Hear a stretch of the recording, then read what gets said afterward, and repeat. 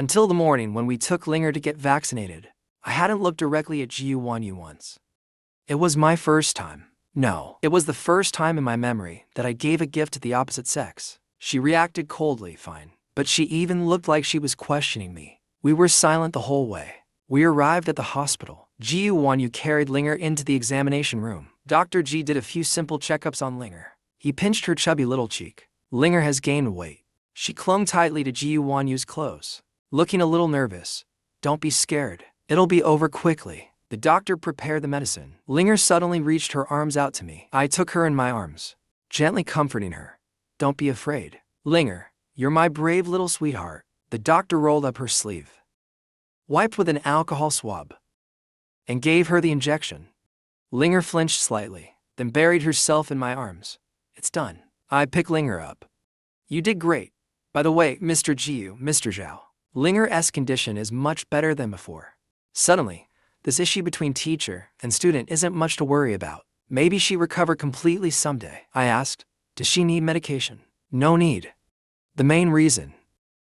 The doctor hesitated for a second. It's psychological. But the situation is already much better than before.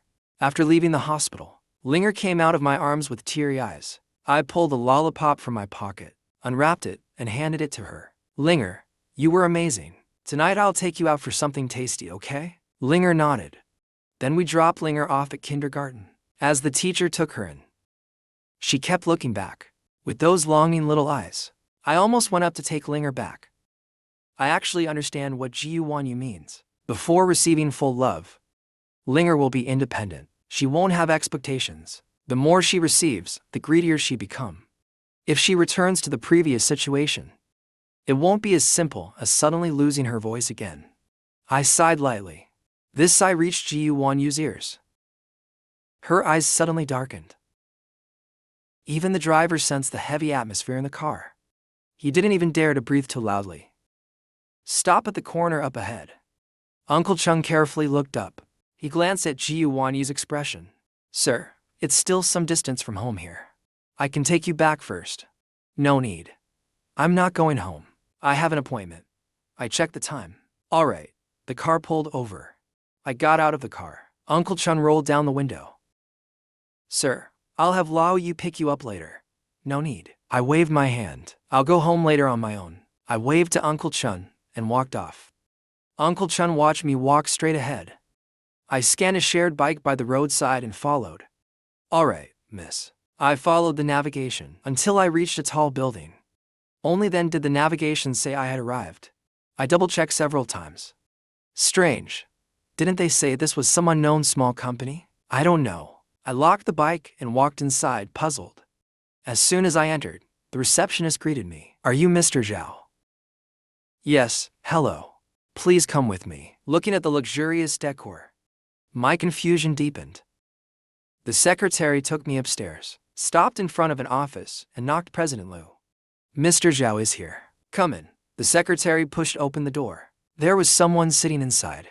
She turned around only after hearing the door open. After seeing her clearly, my pupils suddenly widened. Outside the office building, watching me enter the building, the aura around the woman suddenly dropped. Return to the company. Okay, Miss Lu Yuwei. I saw who it was clearly, and my eyes widened in shock. Lu Yuwei raised an eyebrow and waved her assistant out. How come it's you? Ever since the last banquet. I don't know if it was some twisted female instinct, but I started ignoring her. Then she clung on to me even more. She asked me out several times. To avoid a series of unnecessary misunderstandings, I blocked her. Why can't it be me? Lu Yuwei clutched her chest dramatically. You keep rejecting me. So cruel. I had no choice but to use this method. My expression was complicated. You're the boss? Lu Yuwei nodded smugly. Wait, I rejected her suggestive look. Then why did HR tell me during the contract signing that the boss was Lu Dong? Lu Dong is my dad. Lu Yuwei smiled wickedly. Besides, the one who signed the contract with you was my assistant. I paused, looked at her, speechless. Do you like me or something? Lu Yuwei leaned back in the executive chair. Do you know who I am?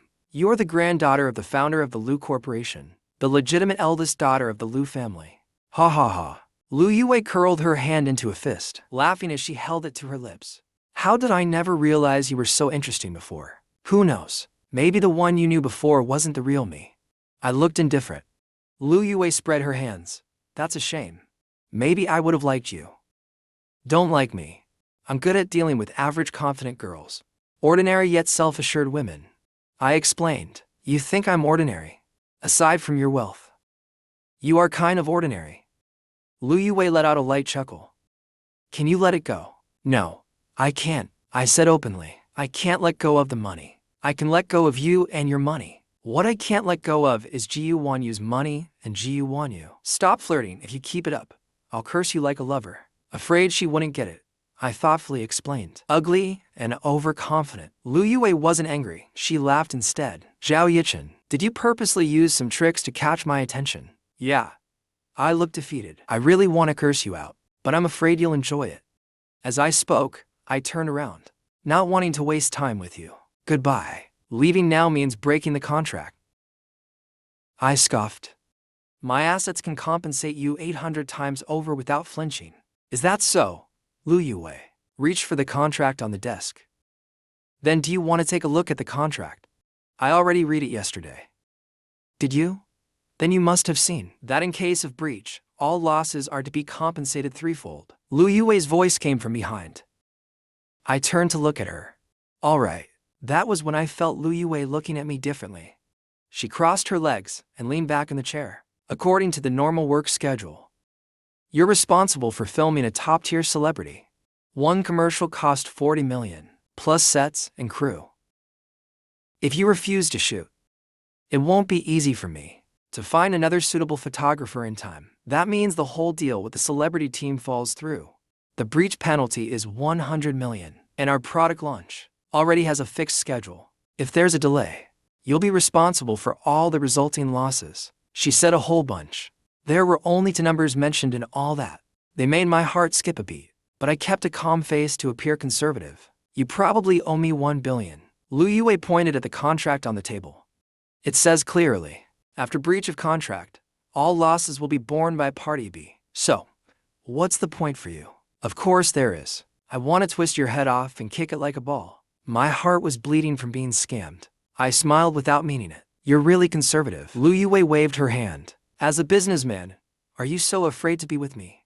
Afraid you won't be able to resist? She spun in the executive chair, staring at me just as I was about to reply. My forehead suddenly twitched. It felt like a needle pierced my temple. A voice in my mind echoed so loudly it made my brain hurt. I bent down in pain. What's wrong? Lu Yuwei saw my pale face. She quickly stood up. I waited for the pain to ease and dodged her hand. I'm fine. Lu Yuwei paused briefly, then withdrew her hand. She continued, the contract says you shoot 6 hours a day. Standard schedule. If you have any dissatisfaction, speak up directly. The pay is generous. Mr. Zhao, doesn't it look like I'm the one getting the short end here? If what you say is true, and the pay is this high, there are only two possibilities. Lu Yuwei raised her eyebrows, motioned for me to continue. First, he's seriously ill. Second, he's an idiot. Is there a difference between the two? Not really. But both of them apply to you. You're a seriously ill idiot. So, are you still leaving? I sneered, of course not. Only a fool would pass up a good deal. Perfect, then let's begin.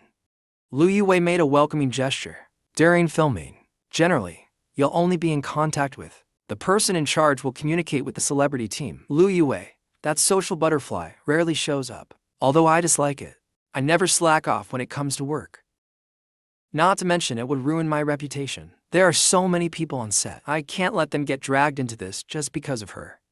Lu Yuwei stood at the doorway watching me work. Her assistant approached. President Lu. This is what Mr. Zhao shot. Lu Yuwei took the tablet and glanced at it. She seemed thoughtful. Use this one. Put the set by teacher Lin on hold for now. Check if there's any dirt on that endorser. Confirmed. Understood. Oh, and Lu Yuwei handed the tablet back to her. Let Zhao Yichen handle the runway shoot afterward as well. After the morning shoot ended, I rubbed my sore neck. At some point, Lu Yuwei had walked up behind me. Zhao Yichen, I packed the camera into my bag. The morning's work was done. I can leave now, right? Of course, Lu Yuwei nodded. I'll treat you to lunch. I slung my bag over my shoulder. No need. Seriously, I only rejected you a few times. Why so heartless? Lu Yuwei looked hurt. Tables turn, you know. I'm trying to make it up to you. Isn't that enough? First of all, thank you for rejecting me. Second, I can't eat with you. And lastly, I need to go find my wife, I said and walked away without another glance. The secretary happened to walk in just then. She watched my figure disappear. President Lu, lunch has already been ordered. Lu Yuwei smiled. The lead has left. What's the point of lunch? The secretary hesitated. Not sure. You go. Let finance reimburse you. Thanks for your work. I walked out of the building.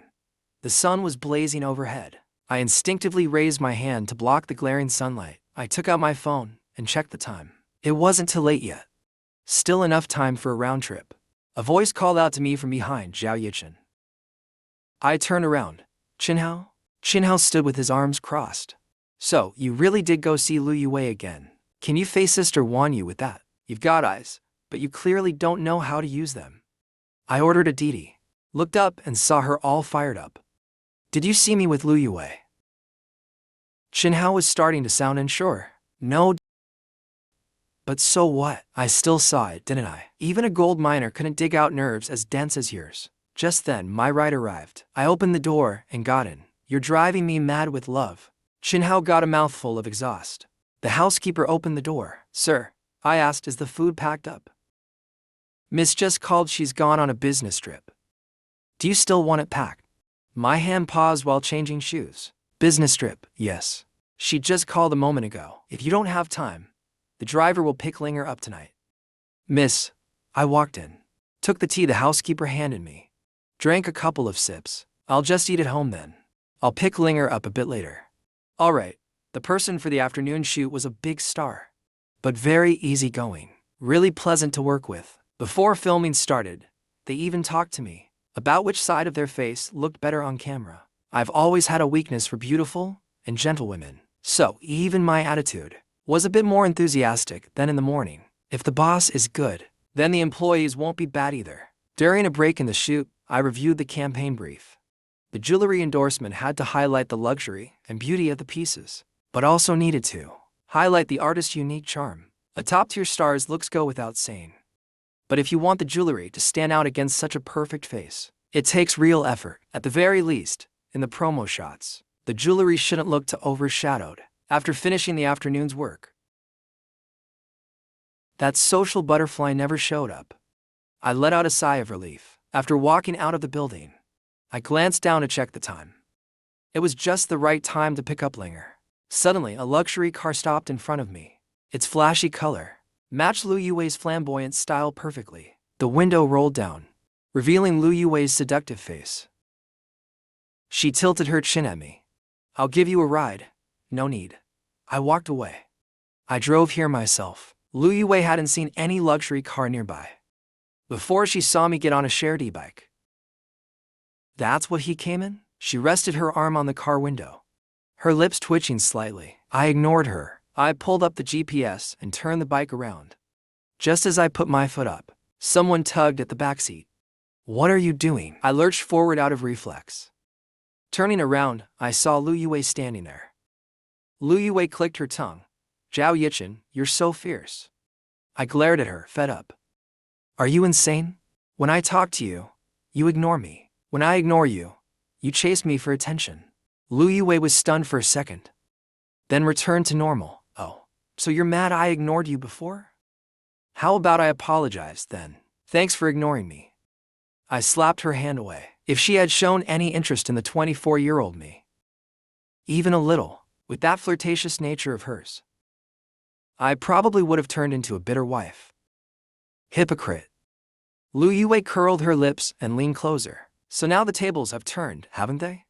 I was a bit speechless. What are you, TikTok? Or did I insult you earlier and it made you feel good? If so, then I'm sorry. I'll never insult you again. Please just hate me.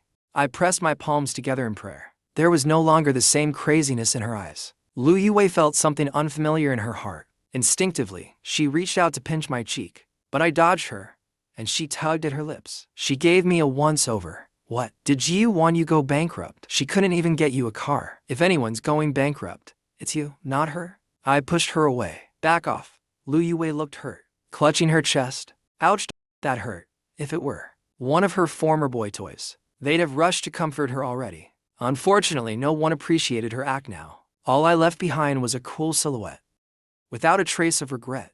Lu Yuwei watched me disappear into the street, unable to snap out of it for a long while. Her assistant came over and whispered a few words.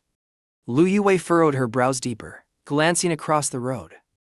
Let him keep shooting, and get more people to keep an eye on my brother's side too. The assistant hesitated for a moment. The last batch got spotted by Miss E. They've already been dealt with. Lu Yuwei frowned. Keep more distance when following. We must ensure his safety. The assistant nodded. Understood. President Lu, also President Gu, is currently on a business trip in the UK. Lu Yuwei raised an eyebrow. Someone is also watching Mr. Zhao. Same with the kindergarten. Just make sure the info gets over to them. The assistant opened her mouth slightly. Lu Yuwei gave her a sidelong glance. You think Mr. Zhao might know something? And that's why he's keeping his distance. Lu Yuwei frowned, displeased. Your job is to protect the young master. Yes. And also, Lu Yuwei lifted her chin slightly. Send a copy over to Gu Wanyu. The assistant followed her gaze. Understood. In the bedroom, Ling'er lay on the bed reading picture books, occasionally glancing toward the bathroom. Suddenly, the phone by the bed rang. Ling'er climbed up, picked up the phone, and answered the call. Zhao Yichen. Ling'er slid down from the bed. She brought the phone to the bathroom door. Gu Wanyu could only hear the sound of running water. Is that Ling'er? Ling'er nodded. There was no sound on the other end for a while. Gu Wanyu hung up the phone, seeing the phone go quiet. Ling'er ran back to the bed. She hadn't started climbing up yet when the phone rang again. This time it was a video call. Ling'er pressed the green button. When Gu Wanyu saw the video connected, she didn't see anyone at first. Suddenly, Ling'er's face popped into the screen, filling it entirely. All of Gu Wanyu's morning frustration was swept away like autumn leaves in the wind. Her tone softened. Did you eat well today? Ling'er nodded. Why aren't you asleep yet? Ling'er didn't know how to turn the camera, so she picked up the phone and flipped it, pointing it at the picture books on the bed, then leaned back in to look at the screen. Her little hands held the phone with some difficulty.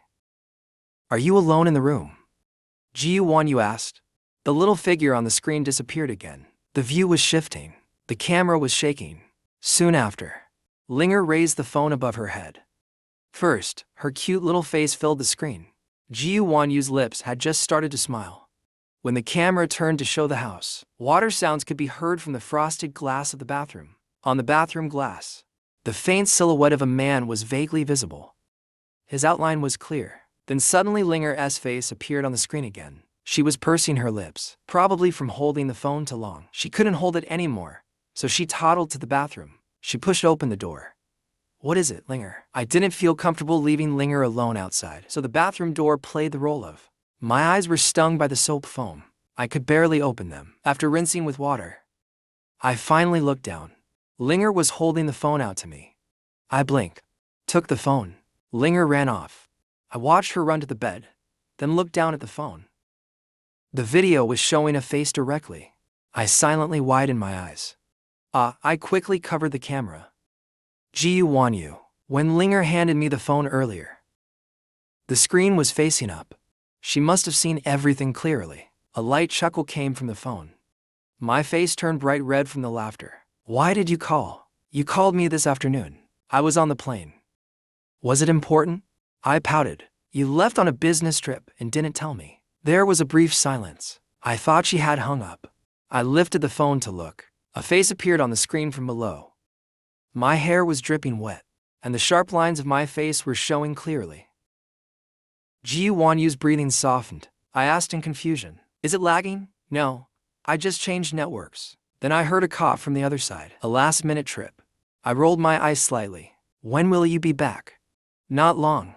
Why did you call this afternoon? Didn't I say I was bringing you food? My arms tired from holding the phone. I couldn't raise it below my neck, so I switched hands and shook the soreness out. Gu Wanyu was stunned for a moment. You still plan to bring me food? Yeah.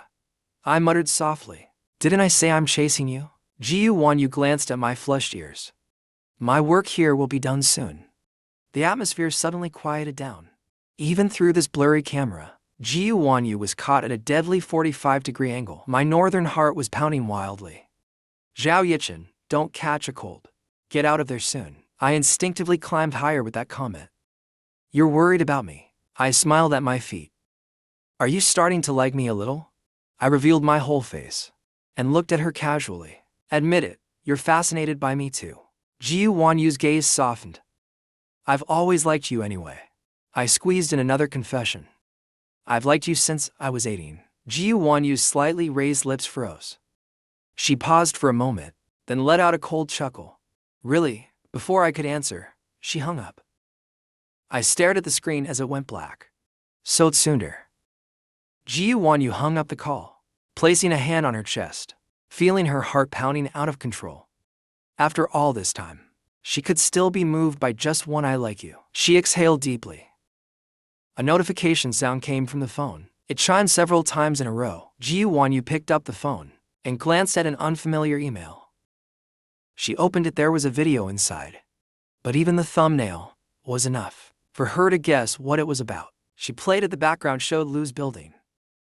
A familiar little electric scooter. The woman suddenly leaned toward the man in front of her. It was so close, almost instantaneous. Her blood, which had been boiling moments ago, suddenly chilled. Below the video was a sentence: "Love that's to easily gained becomes cheap." She gave a self-deprecating smirk. Yeah, love that comes to easily ends up worthless. She was always being toyed around by me. Once, twice, countless times. She almost believed me again. She slumped into the chair powerlessly, caught in despair. Her eyes were laced with bitter self-mockery. It wasn't until her assistant messaged her that she regained her usual cold demeanor. Originally, I planned to send Ling'er to the Zhao family today, but Ling'er was feeling clingy. When asked if she wanted to go to Grandma's, she only nodded slightly, but the way she looked at me was filled with reluctance. I couldn't bear it, so I asked the person in charge, and repeatedly promised that Ling'er would never make trouble. She's definitely not a brat. After the dorm here was settled, I brought Ling'er over. I've been working here for several days in a row. That social butterfly came by now and then just to show up. And with my own aura. At the beginning, everyone just assumed I was some rich young master, experiencing a commoner's life, so they kept their distance. But I took work seriously, and I was open to feedback.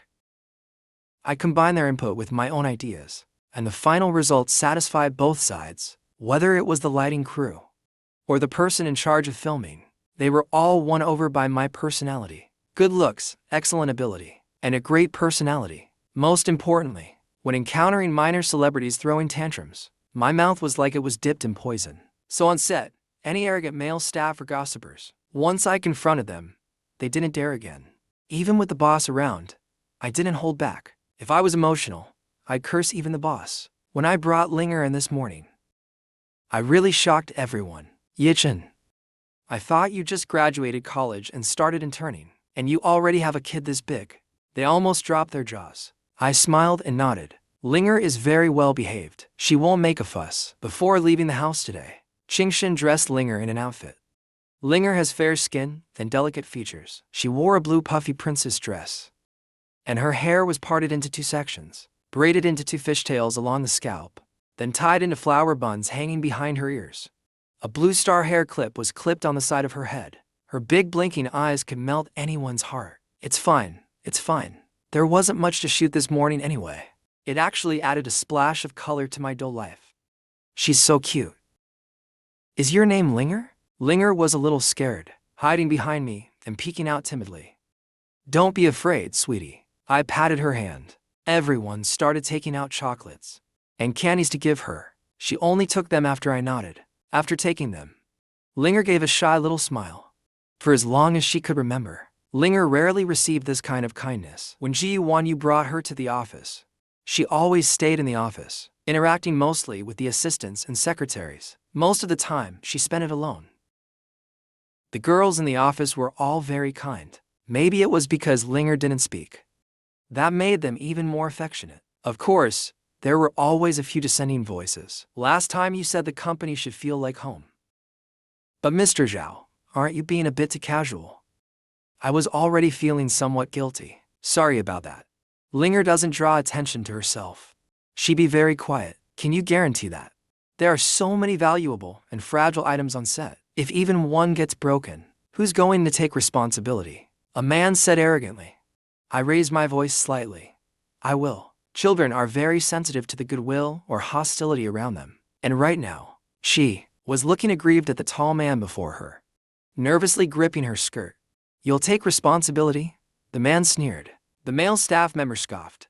You've only just joined the company. You look so young, totally inexperienced. There's a lot you don't understand. Just because you got a yes now doesn't mean you can really do it. I can't stand guys who pretend to be something they're not. Mr. Zhang, you're so impressive. Over 10 years of work experience, yet you've never made anything of yourself. Zhang Fan didn't get angry. He laughed instead. I get it. You're young and hot-headed. If you've got time to argue with me here, you should think more about raising your kid. After all, you can't live off your looks forever, right? That comment really crossed the line. I've met a lot of arrogant men, but one as arrogant and foul as you. This is a first. A failure in your career. Your family is a mess. You grovel like a dog outside, and then act all tough at home. That's the hallmark of a pathetic man. And you check every box. Sure, I may be young, but I've met more successful people than the bosses you suck up to. Way more, I said. With a boss like Lu Yuwei, there's no way. The company is filled with only normal people. Only took a few days for your rat self to show. I went full attack mode. I talked until my mouth was dry. When I thought about Ling'er, screw you and your show-off. Lu Yuwei heard me ranting and even heard me cursing his mother as she stepped in. Zhao Yichin, I didn't even mess with you today. I sneered coldly. It just came out naturally. When Lu Yuwei walked into the studio, everything instantly went silent. Zhang Fan's face twitched slightly. President Lu, she glanced at his employee badge. You dare call me that, Zhang Fan? You've already handled everything I should be managing. How could I possibly live up to being your boss? No, President Lu. I just figured, if everyone did like Mr. Zhao did, wouldn't this place be in chaos? There are so many expensive props here. Breaking even one would delay the shoot. Lu Yuwei casually picked up a strand of beads from the display and threw it. They hit the floor with a loud asterisk pop asterisk. Is this your first day here? Lu Yuwei shifted her gaze to his slightly awkward face. His face looked uneasy. The jewelry on set is all samples. Did you just find out today? Lu Yuwei waved her hand. Get back to where you came from. Zhang Fan also realized my standing. President Lu, I apologize. Mr. Zhao or Zhang Fan looked at me, with no hint of apology on his face. I stared coldly at him. Zhang Fan relied on his seniority and minor fame to suppress me behind the scenes these days. Many in the company had strong opinions about him. Within the company, he had quite a few detractors. Zhang Fan's expression was visibly embarrassed. I apologize for everything I said earlier. Before I could respond, I heard it, but I don't accept it. Lu Yuwei, impatient. Enough. Go to HR. I'm not saying it again. Zhang Fan knew there was no room for redemption. Lu Yuwei casually asked, are all the props for today ready? The onlookers who had gathered quickly scattered like birds. I found a small stool and placed it in the corner. Ling'er sat on it, nervously clutching her little pig plushie. She looked around curiously.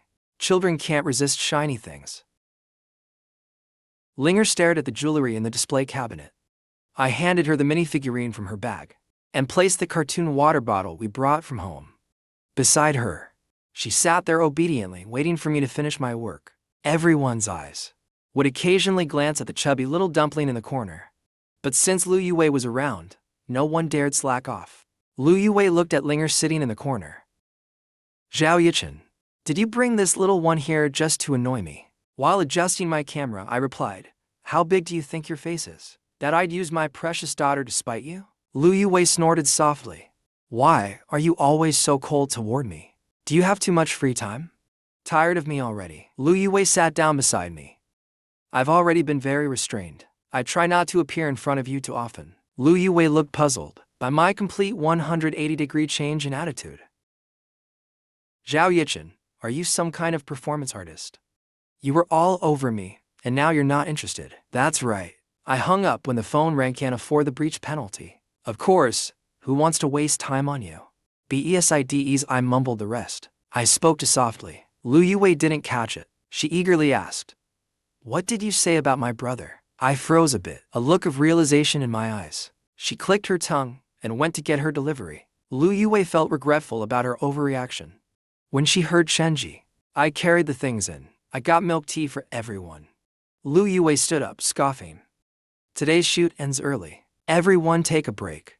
We'll continue this afternoon. I took a small cake and sat next to Ling'er. Ling'er, I patted her little bun. Ling'er looked up at me. Shall we go to Grandma's tonight? She made braised pork trotters for you. I added, I'll go too. Ling'er visibly brightened up. I fed her a piece of cake. The sunlight streamed in through the window cracks, casting a beam of light. Ling'er reached out her little hand. A beam of light danced in her palm. She grinned happily and held it up to show me. But when she moved her hand away, the light slipped through her chubby palm. She reached again to catch it and offered it to me again. Smiling, I cupped my hand under hers. Ling'er caught the light. That finally made her happy. I wiped the cake off the corner of her mouth. You're a little cake kitty now. I smiled sincerely. Even the glamorous set around us seemed to fade in comparison. President Lu, here you go. A staff member's voice brought Lu Yuwei back to reality. She withdrew her gaze from me, reached out, and took it. Thanks. She took a warm sip and suppressed the cluttered thoughts in her mind. Dusk gradually faded. Nightfall blanketed the earth. I sprawled out on the sofa and posted a random photo I took on Weibo. I was on set. The photo I took of Ling'er and Kezin got a spike in likes, with lots of positive comments. Some even questioned who the model was. I ignored it and hid the post. Right now, I'm still just a nobody. I was worried that later, if those artists who collaborate with Lu's jewelry officially announce their partnership and someone digs out my Weibo, it might bring unnecessary trouble to Kezin. Did you take Ling'er to get her arm checked again? I took a moment to reply. The doctor said she's healing very well. It takes 100 days for tendons and bones to heal. Ling'er is still so young. She needs proper nourishment. Zhaozhen gently touched Ling'er's little arm. I nodded in agreement. She really does need it. I'll go check tomorrow. I put my phone away and looked at the 3 people building blocks on the mat. Mom, I want to eat Typhoon Shelter fried crab. Baihui glanced at me. Look at you? I looked at Dad. Daddy, please. Crabs aren't that plump these days. I'll see tomorrow. I nodded in satisfaction. Do you know, Gu Wanyu will return from the business trip? Baihui nudged Zhaozhen with her elbow. Go check if the soup is ready. Zhaozhen reluctantly got up from the carpet. Went to the kitchen. She said she'd be back in a day or two. I lay down on the sofa, with my feet up against the wall. When you've got nothing to do, ask more often. Baihui placed the nearby blocks in front of Ling'er. I nodded. I'll call when I get back tonight. Baihui looked over at me. She's been gone for so long. Have you called her even once? Zhao Yichen, if you're going to lie down, then do it properly. I let out a soft hum and put my legs down. She called once, repeatedly advised. Yichunda? That's not how a married couple should get along. When your dad and I were young, if he was on a business trip for 3 days, I'd call him multiple times. Worried he'd be tired, worried he wouldn't rest well. How can you be so indifferent? I know, Mom. Dad said you were checking in so much. You must have thought he wasn't on a business trip but cheating. Baihui's forehead twitched in frustration. Zhao's and Dad shuddered slightly. Come eat now. I couldn't help but laugh. Don't worry, Mom. I've been really busy with work lately. Sometimes even working into the night analyzing someone's styling and makeup. Baihui picked up Ling'er and handed her to Zhaozhen to wash up.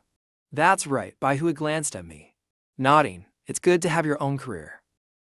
If you can't handle Ling'er, just bring her over. At that moment, someone knocked on the door. I went to open it and put down my phone, jogged to the entrance, opened the door, and was startled to see who it was. The hello from Lu Yuwei got stuck at the door. Lu Yuwei rubbed her nose. Baihui, serving soup, asked, who is it? No one. Wrong door. The doorbell rang again. Several gazes turned toward me. I braced myself and opened the door. I told you, wrong address. There was barely concealed gritting of teeth in my tone. Lu Yuwei held back a laugh. I'm still your boss, aren't you going to invite me in? I stood blocking the door, saying, it's not convenient. How is it not convenient? I looked at her impatiently, Miss Lu. Back then I went crazy and pestered you endlessly. Just think I was bewitched. Blind in both heart and eyes. Sorry. Once this collaboration ends, there'll be no reason for us to have contact again. Okay, not okay. Lu Yuwei leaned against the doorframe. Zhao Yichen, you chased me, then dumped me. Kind of a scumbag move. So now I'm chasing you, got a problem? Yichen Zhaozhen walked up behind me. Dad. I was shoved aside with force. Hello, uncle. Sorry to drop by unexpectedly. Lu Yuwei shifted the gift in her hand to one side and extended the other hand. Zhao Zhen's expression changed slightly. President Lu, just call me Lu Yuwei. Or just Yuwei is fine. Lu Yuwei lowered her tone. Sorry for dropping by so suddenly, uncle. Bai Hui heard the commotion and came out holding Ling'er.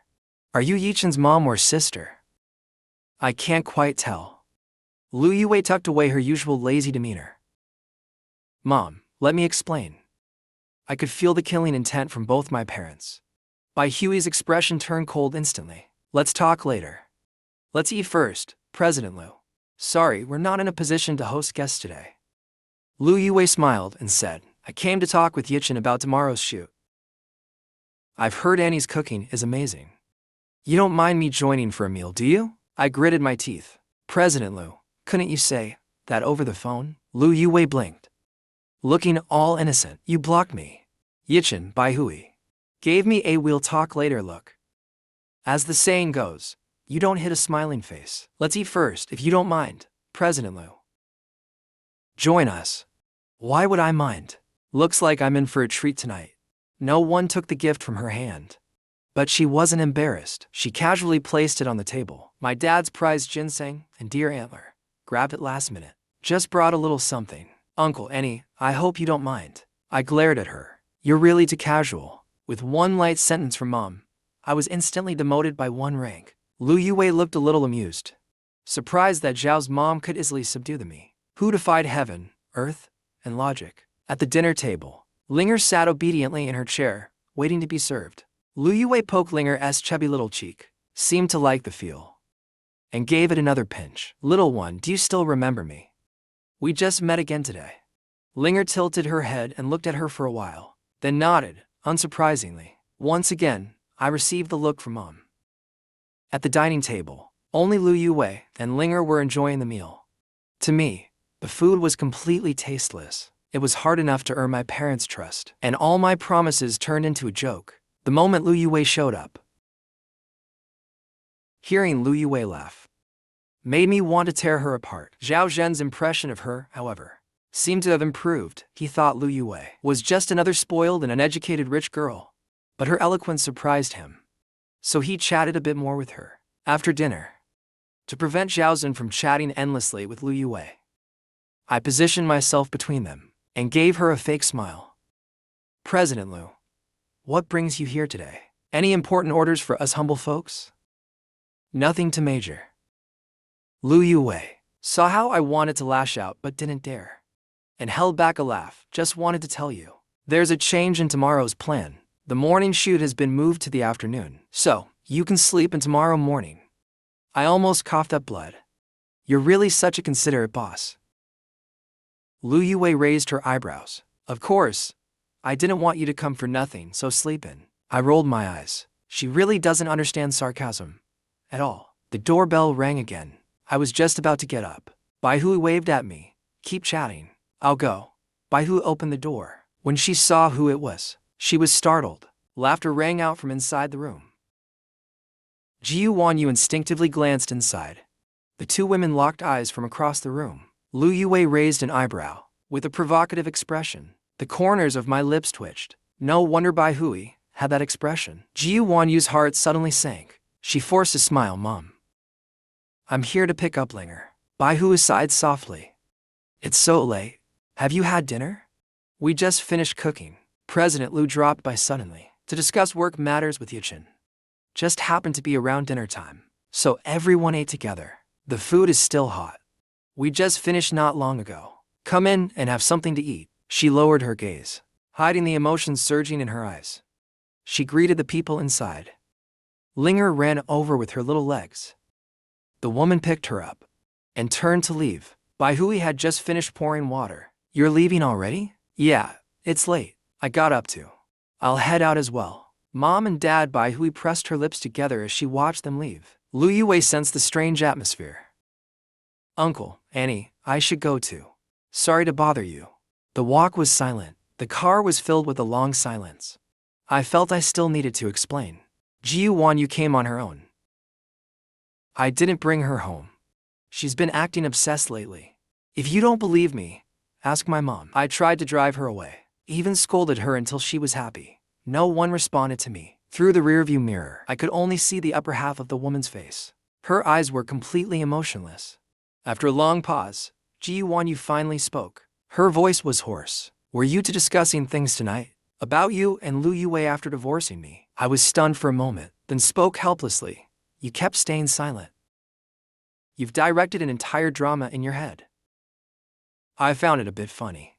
Even though I am indeed good-looking, it's not to the extent that someone, born into wealth for generations, would risk public scorn and possibly being disinherited, just to keep a pretty boy like me.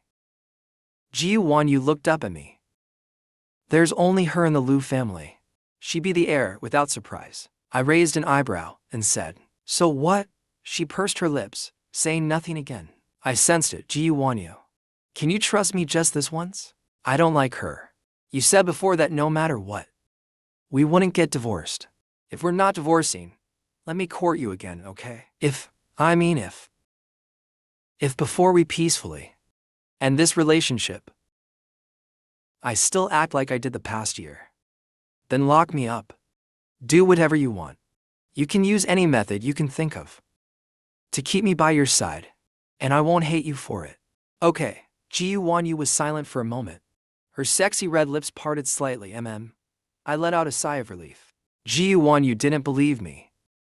Her defenses were still high. Anyway, the future is uncertain. What if she's the one who changes first? Oh right.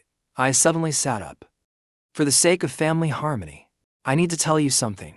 Gu Wanyu glanced at the rearview mirror. Only then did I say, a few days ago, a company invited me to shoot their new product.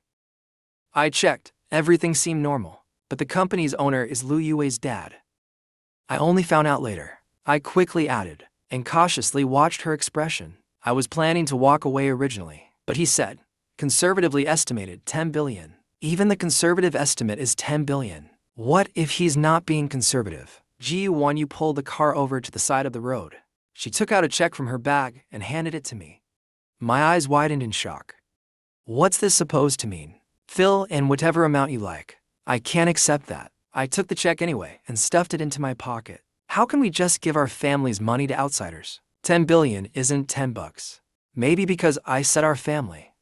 Gu Wanyu's expression softened a little.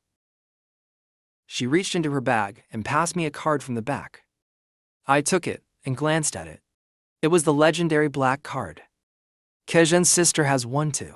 I've seen it before. There are only 8 of them in the world. I put it away. I'm not going to be polite with you. Gu Wanyu's expression softened further. I leaned forward slightly. Why did you suddenly go on a business trip and then come back so quickly? Mom even scolded me tonight, said I didn't care about you enough. Gu Wanyu gave me a look. I knew I was in the wrong. I work hard every day, and I still have to find time to curse at people who don't understand boundaries. Lu Yuwei, she said flatly. I poked her back. Yeah, she's driving me crazy. Luckily, I've always been more into your type. Gu Wanyu pressed her lips together. Zhao Yichen, 10 billion means nothing to me. I know.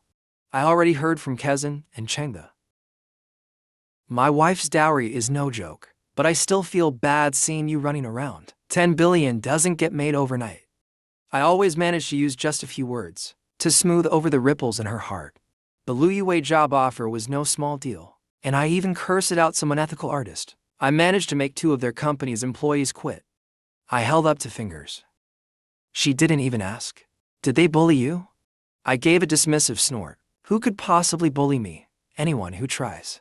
They're just asking to get slammed. She very seriously called me Zhao Yichin. But Gu Wanyu didn't say anything more. She waited until the car parked smoothly in the garage. After unbuckling her seatbelt, she said, I can also be your strength. Then opened the door and got out of the car. My ears turned red, a rare reaction. I opened the door and carried Ling'er down. Gu Wanyu stood still, waiting for me. I walked over to her with Ling'er in my arms. Do you want to go on a date with me tomorrow? She got nervous and avoided my gaze. I casually rolled my eyes around playfully. Sighed dramatically. So reluctant, huh? Well, okay then. Let's wait till next time when I finally win you over. She suddenly stopped walking, turned her head to look at me, lips pressed tightly. Ha ha ha. My laughter rang like silver bells. I walked in front of her and turned around to face her. Gotcha. So awkward. I kept backing away while facing her. The summer night breeze gently lifted my green hair. Cool and cheerful, Gu Wanyu didn't dare to look too long, but her gaze kept involuntarily drifting to me. Something felt off today. Lu Yuwei was already at the door, arms crossed, watching me bustling about. Asterisk knock knock knock asterisk. Someone tapped the makeup table. Both of us looked up at the same time. President Lu dropped her usual smug expression. President Lu. Lu Yuwei scanned me closely, catching every detail. They're almost here. This is the last shoot in the series. My eyes lit up. Back then the contract only covered this one series, which meant it would soon be over. Lu Yuwei gave me a flat glance. In a few days, there's Lu Shi's jewelry gala. You'll be the photographer and attend with me. I furrowed my brows slightly. That's not very appropriate, is it? I'm just a rookie starting out. Attending a gala shoot. I have zero experience. A jewelry gala means all the brand ambassadors and celebrities will attend. It's not hard to get good shots at the gala. But it's not just a test for me. It also challenges the styling teams of the celebrities. I've only been in official shoots for a few days, and now I have to carry such a heavy load. The starting point is too high, and I lack experience. I don't really want to go. President Lu, the contract clearly says, I'm only responsible for shooting the season's collection. Lu Yuwei laughed proudly. The jewelry gala that night is themed entirely around the season's new collection. I forced a fake smile. Alright, I got it. If nothing unexpected happens, once the gala ends, our collaboration will end too, right? If you want to extend the collaboration, I'll have HR print out a new contract, and you can fill in the terms. Da Cheng's eyes lit up. He tugged on my sleeve. I secretly let out a sigh of relief. No thanks, I'd prefer to focus on landscape photography. Lu Yuwei's expression dimmed, but it was quickly masked. She gave me another once-over. Got a date tonight. Lu Yuwei leaned on the desk and pushed forward. How about I treat you to dinner tonight? You already turned me down once. I replied calmly. Sure. Lu Yuwei raised an eyebrow. Really? I snorted coldly. Nope, just kidding, not going. Da Cheng couldn't help but laugh, but was afraid Lu Yuwei would get mad at him. So he quickly looked down, pretending to search for cosmetics. You seem very free, Lu Yuwei. She glanced at me. No. They're almost here. I'll go check on the makeup one last time. See you later, President Lu. Da Cheng whispered to me, we'll talk later. I nodded at him. Before Lu Yuwei could speak, I grabbed the camera. President Lu. I won't mind. Wait, Lu Yuwei called after me. She smiled slyly and looked at me. Why don't I get any reaction from you? Found someone new so quickly? How about giving me a chance? Pick a time and ask me out. I can make time for you any day. Just thinking about how obsessed I used to be, but with someone else. She didn't show up. A wave of frustration hit me. I tried to hold it in. Couldn't help it. Why don't I invite your grandma to light firecrackers? Lu Yuwei snorted. My grandma's 80. I'll have her come play firecrackers with you tomorrow. I was momentarily speechless. Realized I might have crossed a line. Ignored her and walked away with my camera. Lu Yuwei stared at my back. Her smile dropped. Da Cheng, with a flowery hand gesture, was gossiping on the side with another makeup artist. I think the boss likes married men. I just happened to walk by. What married men? The last shoot finally ended. I rubbed my sore neck. Da Cheng and I came out of the dressing room. Lu Yuwei's assistant came in holding some documents. Everyone stay for a moment. An artist was exposed tonight. PR has provided a new plan. Plans have changed. Tomorrow's shoot will feature someone new. Decision made last minute. So let's discuss the updated sheeting plan for tomorrow. Thanks for your hard work. President Lu will treat everyone to a late-night snack. The room erupted in playful groans. Da Cheng nudged me with his elbow. Will your schedule still work? I'm fine. The plan was to wait at his office after work. Now it's just a bit later. It's okay. Though I hesitated a bit. I wanted to deliver a satisfying result. So this opportunity wouldn't go to waste. Da Cheng's eyes flashed with admiration. He moved his lips, then sighed, such a good husband. Yet that awful woman doesn't cherish him. Love brain types are unacceptable. Absolutely not. Nightfall descended. The revised plan was finally confirmed. Meanwhile, in the meeting room, Gu Wanyu gently patted the pouting Ling'er asleep in her arms. She kept glancing at her watch. The person reporting spoke cautiously, afraid of saying something wrong, continued anyway. When he said go on, the speaker was finally sure he hadn't made a mistake, and continued his report. After it ended, he surprisingly said a few words. That's all for today. Thank you, everyone. Go home a bit early today. With that, only the executives in the office exchanged looks. She sent Ling'er to the Zhao family, then drove back to the bedroom. Clothes were scattered all over the big bed. She held different clothes in each hand, comparing them on herself, but none seemed satisfying. Knock, knock, knock. The bedroom door was knocked on. Miss, they've arrived. Gu Wanyu threw the clothes onto the bed. All right, I'm ready. Da Cheng placed a hand on her shoulder. Good luck, got it. Thanks, Master Da. I stood up and walked out of the makeup room. The crowd gasped in awe. Yichen, do you have a date tonight? What date? The boss is treating everyone to supper. Everyone's expression turned a bit ambiguous. Da Cheng held me back and shot me a warning glance. Don't fall into the trap of self-righteousness. Is everyone ready? President Lu is already downstairs. Let's all go together. Everyone rushed to squeeze into the elevator. Yichen, your figure is amazing. Never noticed before. I shyly scratched my head. Da Cheng tried to shield me from the ladies. Anyone who tried to flirt was blocked by him. The elevator doors opened. My heart trembled a little. A sudden wave of nervousness. Palms started sweating. Lu Yuwei was already waiting in the lobby. She raised her wrist and glanced at her watch. Hearing movement, she looked up and saw that figure, and lost her soul. President Lu tried hard to look away. I walked away. I have plans. I'll treat next time. I'm leaving now. Da Cheng gave me a cheering gesture. Night fell. A dark blue mist filled the sky. The woman was already by the car, exquisite, like a queen who had just attended a banquet. Delicate features, light makeup, a red dress that accentuated her figure. The phone vibrated. Gu Wanyu lifted her eyes and looked toward the entrance. I walked toward her in big strides. Da Cheng looked around and saw me walking directly toward someone. He stared wide-eyed in shock. That's President Gu. Everyone was completely stunned. What's their relationship? Even Da Cheng forgot how to think. Biken's wife is President Gu's what? Only when I stood in front of her did Gu Wanyu snap out of it. Have you waited long? Gu Wanyu shook her head. Just arrived not long ago. The car door closed. Gu Wanyu glanced at Lu Yuwei, whose expression was complicated. Lu Yuwei gave a light look to her assistant, then turned to leave. President Lu is leaving too. The assistant explained. President Lu has a meeting later. Tonight everyone can enjoy themselves. All expenses are on President Lu. There will also be overtime gifts afterward. Everyone cheered, impressed by President Lu's generosity. The overtime gifts were all limited edition jewelry. The atmosphere in the car was unnaturally quiet. Even though we've been married nearly for years, it still feels like we're in the honeymoon phase. Where's Ling'er? I cleared my throat. My eyes instinctively glanced at her. Twice, 3 times. Gu Wanyu is unreasonably handsome tonight. She's at my parents' house. She kept her eyes on the road ahead. Expression calm as usual. If I paid closer attention, I could see how tightly she was gripping the steering wheel. I suddenly tilted my head and looked out the window. Where are we going? She let out a breath, her grip on the steering wheel loosening slightly.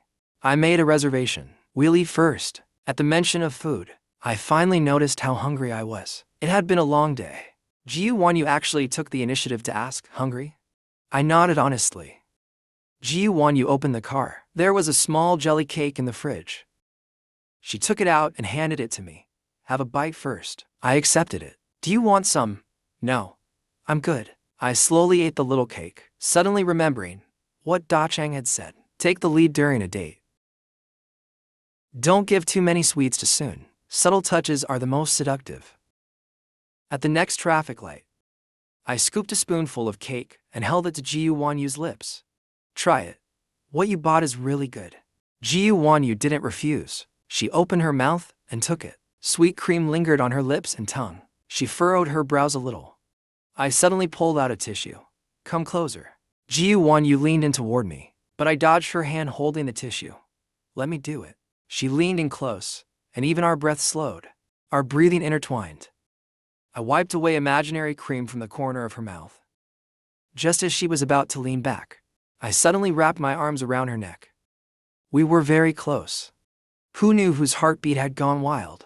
Gu Wanyu just looked once before turning away. Her gaze drifted elsewhere. I swallowed nervously. Gu Wanyu, am I not pretty? The woman clenched her fists, her red lips slightly parted. You're beautiful. Then why won't you look at me? Gu Wanyu pursed her lips. You're blushing. I poked her cheek. You did the same thing when I confessed to you. We both froze for a moment. A car honked urgently from behind.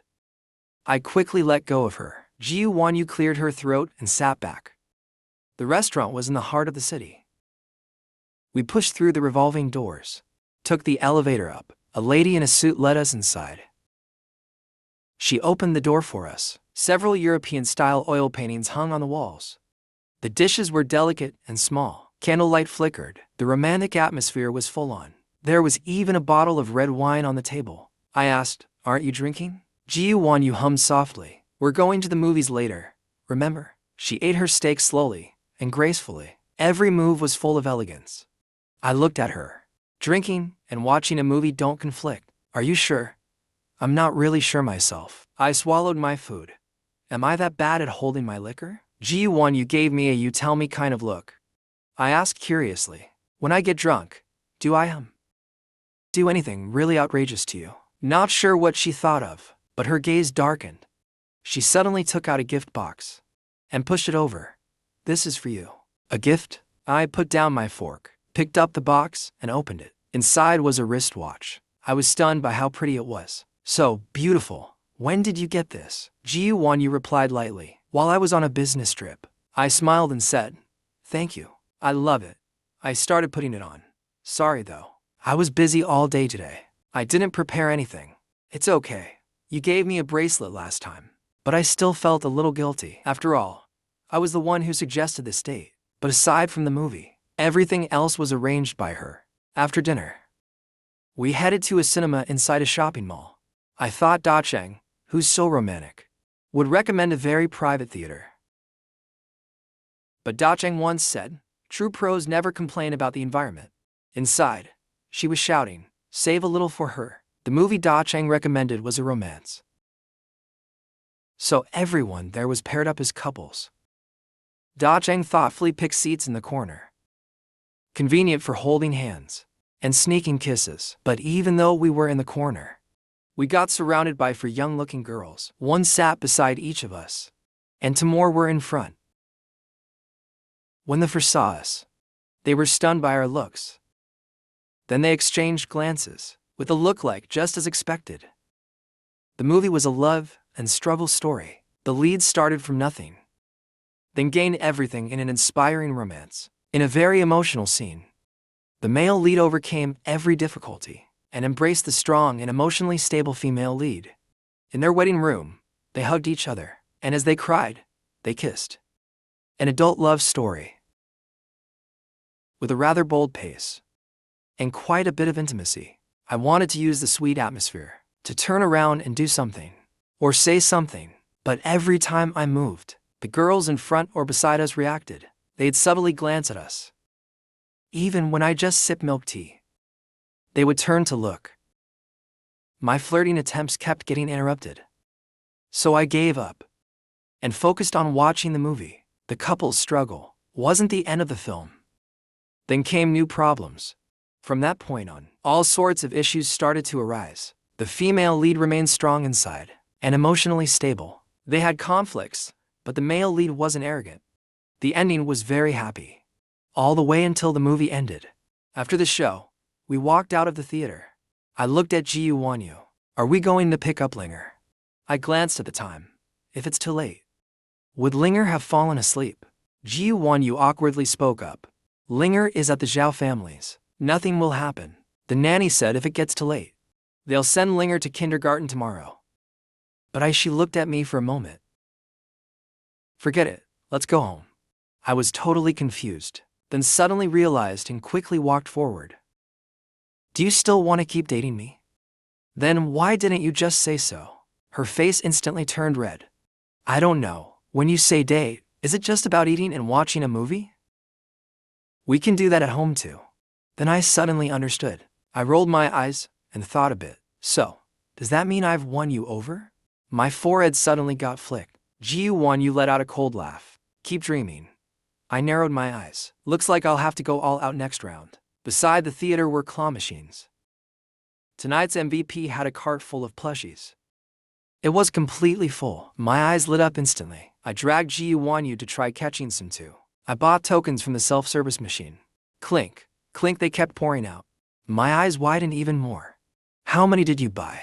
Gu Wanyu shook her head.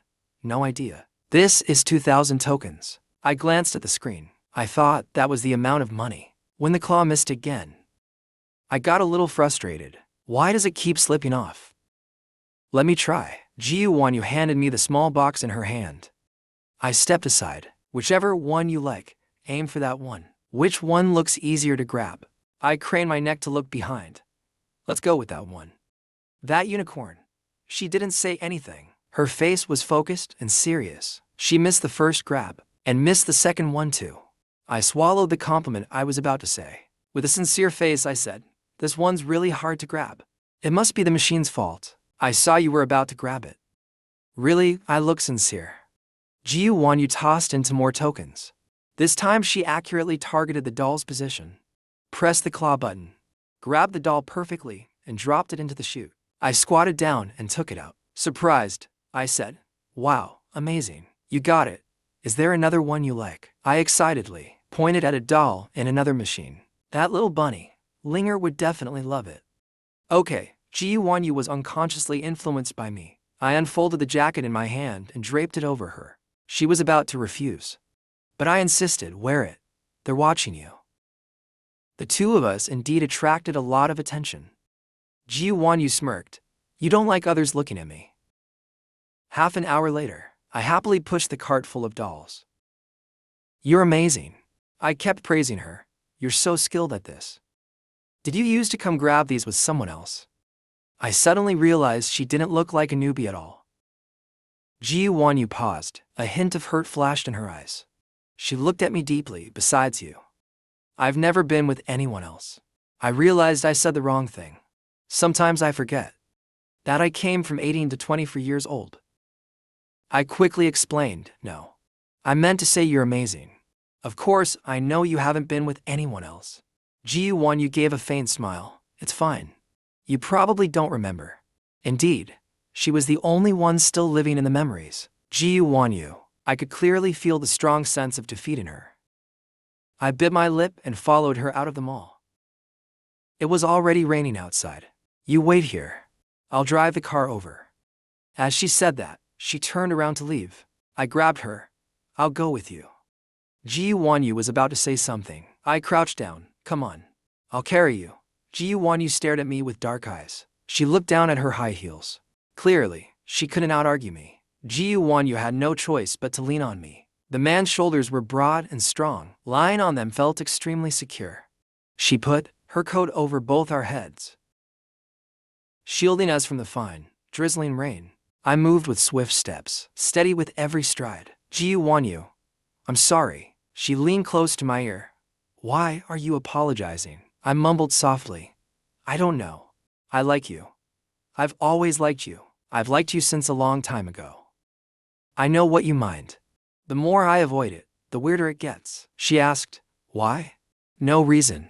Gu Wanyu. I mean what I say. If something like before happens again, just lock me up.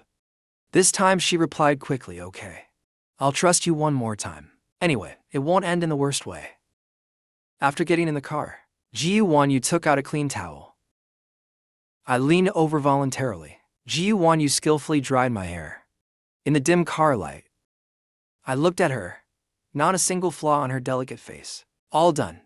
I noticed her silk dress was wet, clinging tightly to her body, highlighting her good figure. Clearly outlined curves. I boldly leaned closer.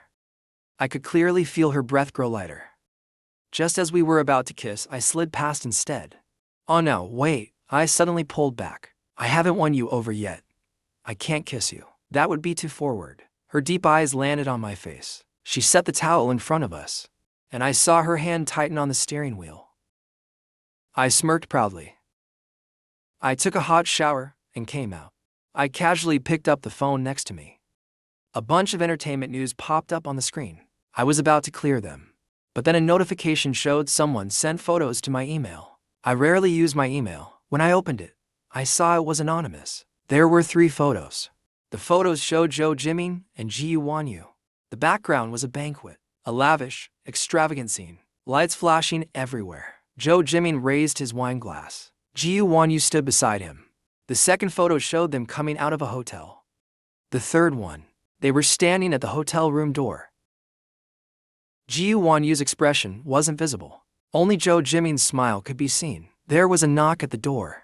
I put down my phone and opened it. Sir, Miss said you got caught in the rain. She asked me to bring you some ginger tea. Thanks, I took it. No trouble at all, sir, said the hotel staff politely. I sat at the edge of the bed, staring at the steaming ginger tea in a daze. When I was young, because of her, someone more compatible appeared around her. I forcefully buried my feelings. Did we really get married out of mutual love? Or maybe, did my presence ever throw her off balance? I downed the ginger tea in one go, casually tossed the empty bowl on the bedside, and stared blankly at the white ceiling. Now, after being married for so long, I still don't know how Gu Wanyu feels about me, just like I didn't know why 18-year-old Gu Wanyu accepted my confession. I sighed lightly. Clearly, I'm average in every way, not better than anyone. Suddenly, I sat up from the bed, patting my head. I'm not worse than anyone else. Being able to marry Gu Wanyu is my blessing. That's it. The sudden wave of inferiority just now startled me. How could I feel something like that? I shook my head and lay back down again. It's not like I can't live without her. If she likes someone else, then we should just break up. I opened my eyes again. My eyes were now clear and calm. Gu Wanyu came out of the bathroom. She was only wrapped in a bath towel. Water dripped from her hair down along her collarbone. Into the deep crevice I pushed the door open, and was greeted by the scene of a beauty emerging from the bath. I stared in surprise, eyes wide open, then quickly turned around. Gu Wanyu calmly grabbed a robe casually. It's so late, what is it? I covered my eyes, turned sideways, and handed her my phone. Explain this. Gu Wanyu took 2 steps closer. A drop of water splashed onto my hand. I shivered a little. She casually took my phone. Her brows furrowed deeper as she read. Who sent this to you? How would I know? Gu Wanyu sat down on the couch, not even bothering to put on clothes properly. We have a partnership with a private firm. Zhou Jiming is the head of the Asia-Pacific region. Some contact is inevitable. If you don't believe me, I'll have the hotel send over the surveillance footage later. I pressed my lips together, gave her a cautious glance, then turned away, blushing. That's not what I wanted to ask. I just wanted to ask, do you like Zhou Jiming? She frowned. Like who? Zhou Jiming. Back in high school, everyone said you two would definitely end up together. Gu Wanyu stared at me. What about you? Did you think so too? I licked my dry lips. I didn't know. I was too busy studying back then. I didn't pay much attention to that stuff. Gu Wanyu gave a slight laugh. Didn't pay attention, huh? You seem to know it so clearly. Forget it if you won't say. I'm leaving. I got angry because of her smirk. I never liked her. I hadn't even taken a step out when her voice came from behind. Have you ever liked anyone else? No. She didn't hesitate at all. Not even during the years after we got married. Only the 2 years I liked someone else. No. She looked at me seriously. It felt like her deep black eyes could only contain me. I got it, I said, and turned to leave. Zhao Yichin, she called out to me. I turned back under the light. Even a loose robe couldn't hide her great physique. Gu Wanyu opened her mouth slightly, hesitantly staring at me. What's wrong? Her gaze made my scalp tingle. I received photos too. Let me see. I rushed over to her in a few quick steps. Gu Wanyu unlocked the phone and handed it to me. I took it and looked at the photos. They were quite straightforward. The two of us were almost kissing. Another one looked very intimate too. I looked expressionless in the photo. Lu Yuwei was smiling seductively. Her eyes looked deeply affectionate toward anyone. No matter how you looked at it, it seemed flirtatious. I looked at her, speechless. It's such an obvious trick with perspective, can't you tell? You didn't believe it, right? Seeing how calm she was, I glanced at the timestamp. That was the day you suddenly went on a business trip. You turned cold all of a sudden. Was it because you saw this photo? Gu Wanyu leaned forward and coughed. Not exactly sudden. I was exasperated. Why are there so many obstacles on the path to chasing you? Gu Wanyu looked at me with pursed lips. Do you not want to chase me anymore? Maybe because she just got up early. Her eyes were misty and wet, making her look pitiful. I smirked and pretended to sigh. It's not that I don't want to chase you. Look, you still don't believe me. You never ask me what others say. You just ran off without a word. It's only because it's me with great emotional endurance. If this were marriage, this would already count as emotional neglect. It's not that I didn't believe you. She licked her dry lips and looked away. You chase someone else even more fiercely than you chase me. I gave a slight grunt. CC, you really don't believe me. All things abandoned halfway are based on a lack of trust. Gu Wanyu pursed her lips and looked at me. I continued. I understand now. Next time something like this happens, don't keep it all to yourself. Just ask me directly. I wouldn't lie to you. Most barriers start with misunderstandings, you know? Really, you wouldn't lie to me. I wouldn't, though I didn't sound confident. Have I ever lied to you? Gu Wanyu's gaze turned unreadable. As it landed on me, her stare made me nervous. I put on a serious face. What matters most between two people is honesty. If you don't remove the thorn in your heart, it'll always be there pricking you. All right. I nodded in satisfaction. I stood up from the couch. It's late.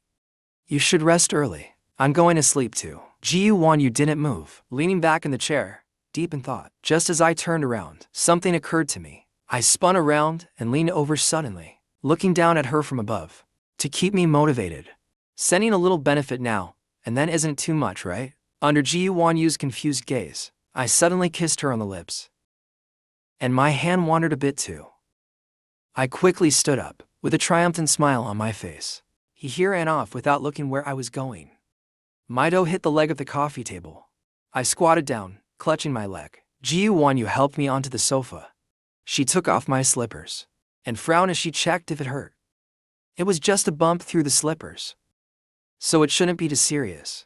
But I clung to Gu Wanyu's arm, looking pitiful on the surface, but I was faking it. It hurts. I probably can't walk back to the bedroom. Gu Wanyu suddenly bent over to help me up and take me to the hospital. I escaped from her arms. Hey, no need. I'll just lie here for a bit. I'm fine. Didn't you say it really hurt? I gave an awkward laugh. It only hurt badly when I bumped it suddenly. It's already much better now. Really, I'm fine. No big deal. You stay here and wait for me. Before I could ask, she went out. I lay on the sofa. This bedroom is pretty much the same as mine. There were lots of figurines on the bed and cabinets. Every corner here reflected a part of me. Soon, the bedroom door opened again. Gu Wanyu returned with an ice pack and a towel. She sat on the sofa and placed them on my foot. Gu Wanyu, let's take Ling'er camping next weekend. She played dumb. Gu Wanyu just moved the ice pack away. Does it still hurt? I wiggled my toes. Not anymore. I'll help you to bed. I lowered my gaze. Isn't this going too fast? Gu Wanyu helped me out of the bedroom and placed me on the soft, large bed. As I watched the bedroom door close, I sighed helplessly. The road to winning her back is endless. I had thought that once my identity was revealed, things would be different than before, but I didn't expect such a huge gap. No one told me that I didn't have to change props myself. Even the refreshments were already prepared. The gossiping co-workers were suddenly obedient. And Da Cheng was even more exaggerated. His back was literally bent. I was speechless. Enough. If you keep this up, I'll take back the bag on your desk. Da Cheng froze for a second, then let out a sharp cry of excitement. He ran to the makeup mirror. He thought it was just a luxury brand bag. Never expected it to be that one. There are barely a few released in the whole world. He dragged the bag over. Mr. Zhao. I coughed a few times. Da Cheng. One word from you, my liege. From now on, I'll serve you with all my loyalty. I smirked slightly. Got it, get to work. Da Cheng hugged the bag proudly. People around him couldn't help being jealous. They whispered quietly. The shoot wrapped up around noon. Since it was a last-minute job, the artist had to rush to finish the photos. I rubbed my sore neck. Glanced at the time. My eyes widened in shock. There was no time to find Gu Wanyu anymore. Just then, the door outside opened. A few men in suits, with badges on their chest, walked in carrying time boxes. They scanned the crowd until they spotted me, then walked straight toward me. Sir, Mr. Gu asked us to come. I looked shocked. The man placed things on the ground to thank everyone for looking after Mr. Zhao all this time. Mr. Gu knew the shoot would be tight, so he asked me to deliver this directly. There will be refreshments later too. Please enjoy. Sir, this one's yours. The man pulled out a small box especially for me. Even after they left, everyone remained stunned. I placed what I was holding on the table. Come on, everyone, help yourselves. Da Cheng glanced at the logo on the stone box. Xiangshan. Xiangshan? That's a restaurant that only shows up in short videos. One ice cream there cost 5 figures, if not more. At that moment, Lu Yuwei walked in with a woman. That woman was Jiang Yuxin. She happened to look over at me. I don't know if it was just my imagination, but I seemed to see a flash of annoyance in that woman's eyes. Lu Yuwei looked at the Shihi logo. What's going on here? President Lu. This was sent over by Mr. Gu. Lu Yuwei glanced at me with a half smile. Looks like everyone is enjoying Mr. Zhao's favor. I forced a polite smile. With clients around, it wasn't good to embarrass her. It's the last day. My wife was worried everyone might feel awkward, so she sent it over directly. President Lu, would you like to join us? Lu Yuwei's expression was hard to read. No need. You enjoy it. President Jiang, let's go. Jiang Yuxin withdrew her subtly inquisitive gaze and muttered softly, powerful man missteps. Da Cheng sat beside me. Yichen, do you know President Jiang? Nope. I asked while eating. Why? Da Cheng shook his head. Not sure. Maybe just a guy's sixth sense. Just feels off somehow. Anyway, the Xiangshan food really is different. He let out a satisfied sigh. The last shoot wrapped up. Now all I had left was attending the Lu's Jewelry Gala photo shoot. Lu Yuwei and Jiang Yuxin returned after lunch, and were snarky the whole afternoon. I couldn't be bothered. Whenever they tried to talk, I ignored them. When gods fight, it's the mortals who suffer, especially after my identity was revealed.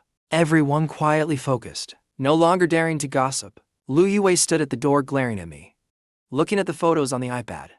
I walked right past her. Teacher, I think this one isn't great. Can you take a look? Teacher, also noticed the strange vibe between the two of us. He scratched the back of his head. This protruding part here isn't quite right. What do you think? Teacher was about to agree when he realized there really was an issue with the photo. Alright, let's pass on this one. I'll double-check the rest later. Everything needs to be sent over by 8 p.m. Let's split it half and half. You handle the first half. I'll carefully review the second half. I'll check it. The first half has already been reviewed many times. The real workload is in the latter part. I took full responsibility for the task. Teacher Yi gave me an extra look. Later, one of my photos from the first day's behind-the-scenes shots unexpectedly became quite popular. Surprisingly, I didn't react much to it. Still remained modest and polite. President Lu came to talk to me. She just told me to keep an eye on things. Double the pay and no actual work to do. Occasionally, I even get to watch myself shake up the workplace. Lu Yuwei leaned over again. Zhao Yichen, ever think about renewing your contract? I didn't even look up. No. I just really like this job. So, what do I have to say to make you stay? Lu Yuwei said half-jokingly, but felt a strange nervousness inside. HMPH. While dealing with her, I took notes on all the flawed parts, preparing for final review. What's there to be dissatisfied about? Lu Yuwei changed positions, leaning on the table. A gorgeous boss like me watching over the shoot daily. And you still think you're free to do whatever you want. I gave her a look. You finished with the bad stuff. What about the good? Lu Yuwei choked up. This is my job. I can't ruin my reputation just for a few irrelevant people. You agree, don't you? President Lu. I gave her an innocent look. Lu Yuwei curled her lips. I didn't mean to make you chase me so long. I didn't even realize. So what now? You're even clingier now, like a piece of sticky plaster. Lu Yuwei continued. If Gu Wanyu hadn't clung to you, would you still chase her? I turned to look at her. I'm the one who clung to her. What now? Lu Yuwei gave a mocking smile, looking at me like that comforting other women. I got angry. I scoffed in disdain. Angry? So what? Have a child and then talk to me. Gu Wanyu and I are a family, and to me. You're the other woman? Lu Yuwei let out a cold laugh. That's not what you said when you were chasing me. Like you said we're chasing. I turned and stared at her. Now it's you who's clinging to me. Lu Yuwei felt like she'd been hit in the heart, but didn't show it. She retracted her lazy demeanor. If I've made things difficult for you, I apologize, she said, turning to leave. Lu Yuwei, I called after her. Lu Yuwei stopped in place. About what happened before, I sincerely want to say I'm sorry. I hope after this ends, we'll no longer have any contact. My face was serious. A married man entangled in messy affairs. What the media says doesn't matter. What matters most is I don't want the past to cause misunderstandings over baseless rumors. Baseless rumors? Was liking her or chasing after her all just an illusion? Lu Yuwei said no more. She just gave an okay hand gesture and left, until the very end. Lu Yuwei never showed up again. I said goodbye to everyone and got off work. Outside the gate, even the air felt fresher. A car was parked on the road outside. I walked straight toward it. Before I got close, two figures emerged from that side. Ling'er, she was holding a bouquet of flowers. She stumbled forward and ran toward me.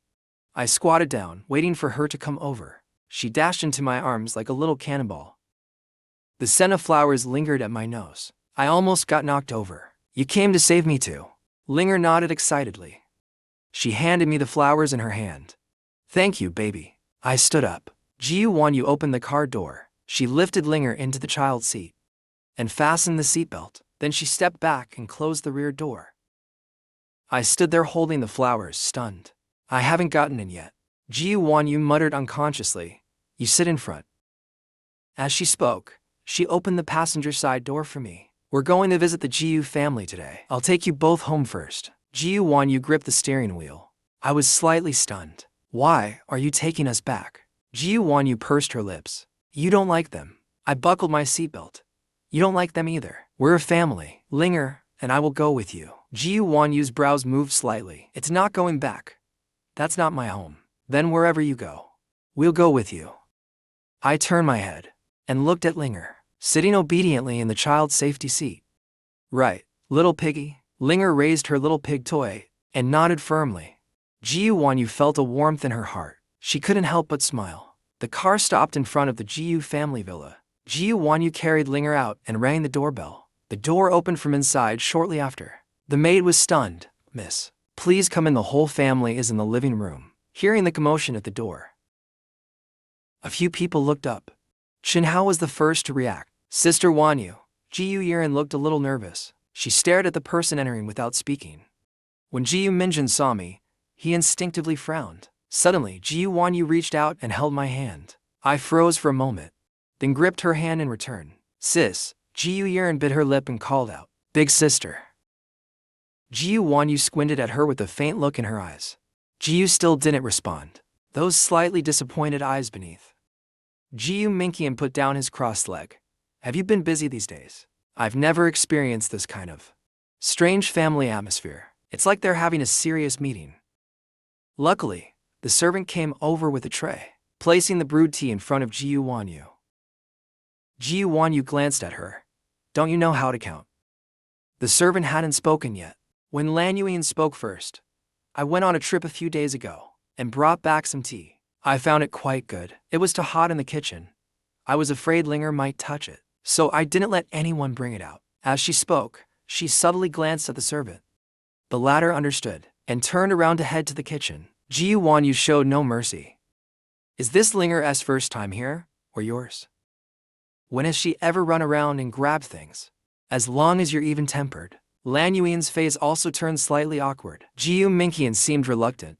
Wanyu, is that how you talk? To your aunt, hasn't it always been like this? Gu Wanyu looked slightly impatient between her brows. Is this also your first day here? I couldn't hold back a laugh. Gu Minqian shot me a sharp glance. I entered. You called me over. What is it? Gu Minqian gave her a glance. Nothing. Can't you just come visit once in a while? I made it very clear last time. When you respect my husband and my child, then we can talk. Wanyu, I made it very clear last time. If she can behave herself properly, I have nothing more to say. Gu Minqian's tone was flat, without a trace of emotion. It's been so long. How many jokes have we become in the circle? I spoke calmly. Sorry to interrupt. But how do you define behave properly? Does it mean giving up one's career, losing oneself, and just staying home with the family? Gu Wanyu's love turned to Gu. It's not good for Minqian to lose his temper tomorrow. After all these years of struggling, what have you actually accomplished? I gave a fake smile. That's my business. You have no right to interfere. Even my parents don't control me. So why are you worrying unnecessarily? Gu Minqian let out a cold laugh. People from small families can never make it to the big stage. I couldn't help but raise my voice. Always worried others are after your pathetic little fortune you would even want it. I couldn't help but glance in that direction. Gu Yiren still didn't say anything. Her expression was complicated. Afraid of getting burned, he quickly avoided my gaze in panic. Look at the wonderful husband you married. Gu Minqian's chest was heaving with rage. That's enough, Gu Wanyu. You didn't have to manage things before. And you don't have to now either. Gu Wanyu held Ling'er and pulled me toward the door. You're just here for the merger anyway. There's nothing to talk about. Gu Wanyu suddenly turned around. You just want me to marry someone you can control, a puppet who listens to you, right? Her eyes were filled with sorrow. You really are selfish beyond belief. You always think that everything I do has a hidden motive. Gu Minqian stood up from the sofa. Even a tiger won't eat its own cubs. No matter what, you are my daughter. No. Wanyu pulled a vague smile at the corner of her mouth. So if I were just ordinary and achieved nothing? Gu Minqian looked at her in silence. See, you can't even bother to lie. Just like back then when you had a new family. Your first reaction was to send me away. Don't try to meddle in my life anymore. I don't want a single thing from you. Saying that, she held my hand.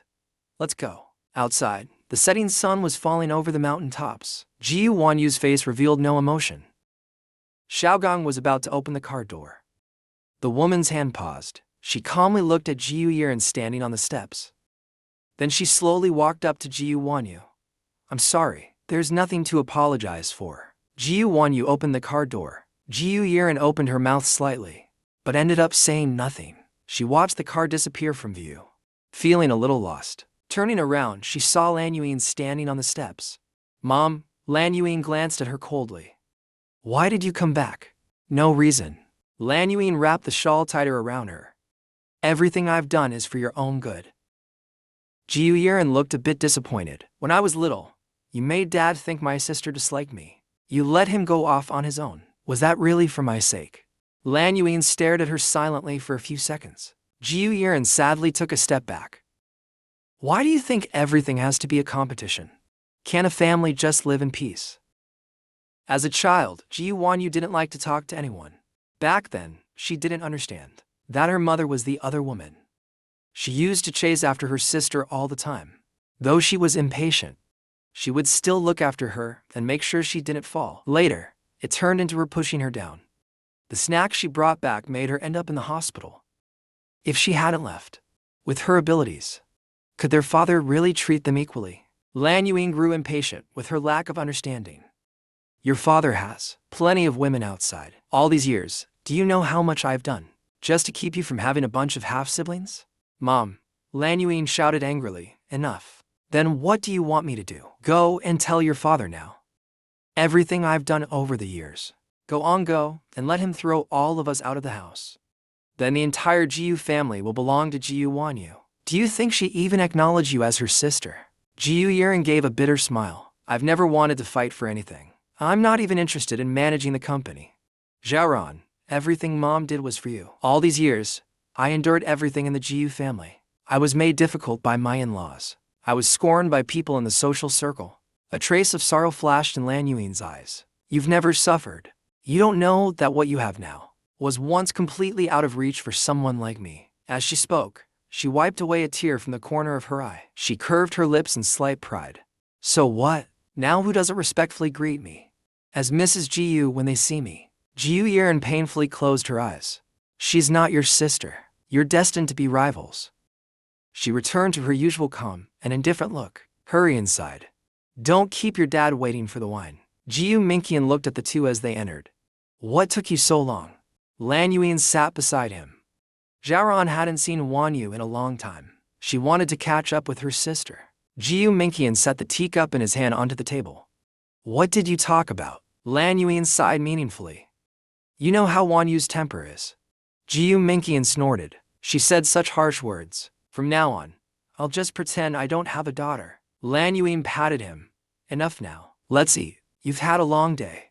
Don't get so angry. Gu Yiren lowered her head. Dad, Mom, you eat. I'm not hungry. I'll go upstairs first. Lan Yuan smiled helplessly. This child is too sentimental. Gu Minqian let out a faint sigh. After dinner, Gu Wanyu returned to her study. When she's unhappy, she becomes a workaholic. I sat on the mat, building blocks with Ling'er, staring off into space. Holding a block in her hand, she sighed. Ling'er. My hands are getting sore. I didn't hand her another block. She mimicked me, sighing too. Sigh. She made me laugh. I reached out and pinched her chubby little cheeks. What are you sighing for? Ling'er pointed upstairs. She pulled down the corners of her mouth with 2 fingers. She's not happy. I pulled Ling'er into my arms. She nodded. Then let's go keep Mommy company, okay? Ling'er tilted her head and looked at me in confusion. Shall we make some juice for Mommy? Ling'er nodded obediently. I held Ling'er's hand and went to the kitchen. I originally wanted to make some dessert, but I'm a natural-born frying pan disaster. With one slice, the watermelon cracked open with a crisp sound.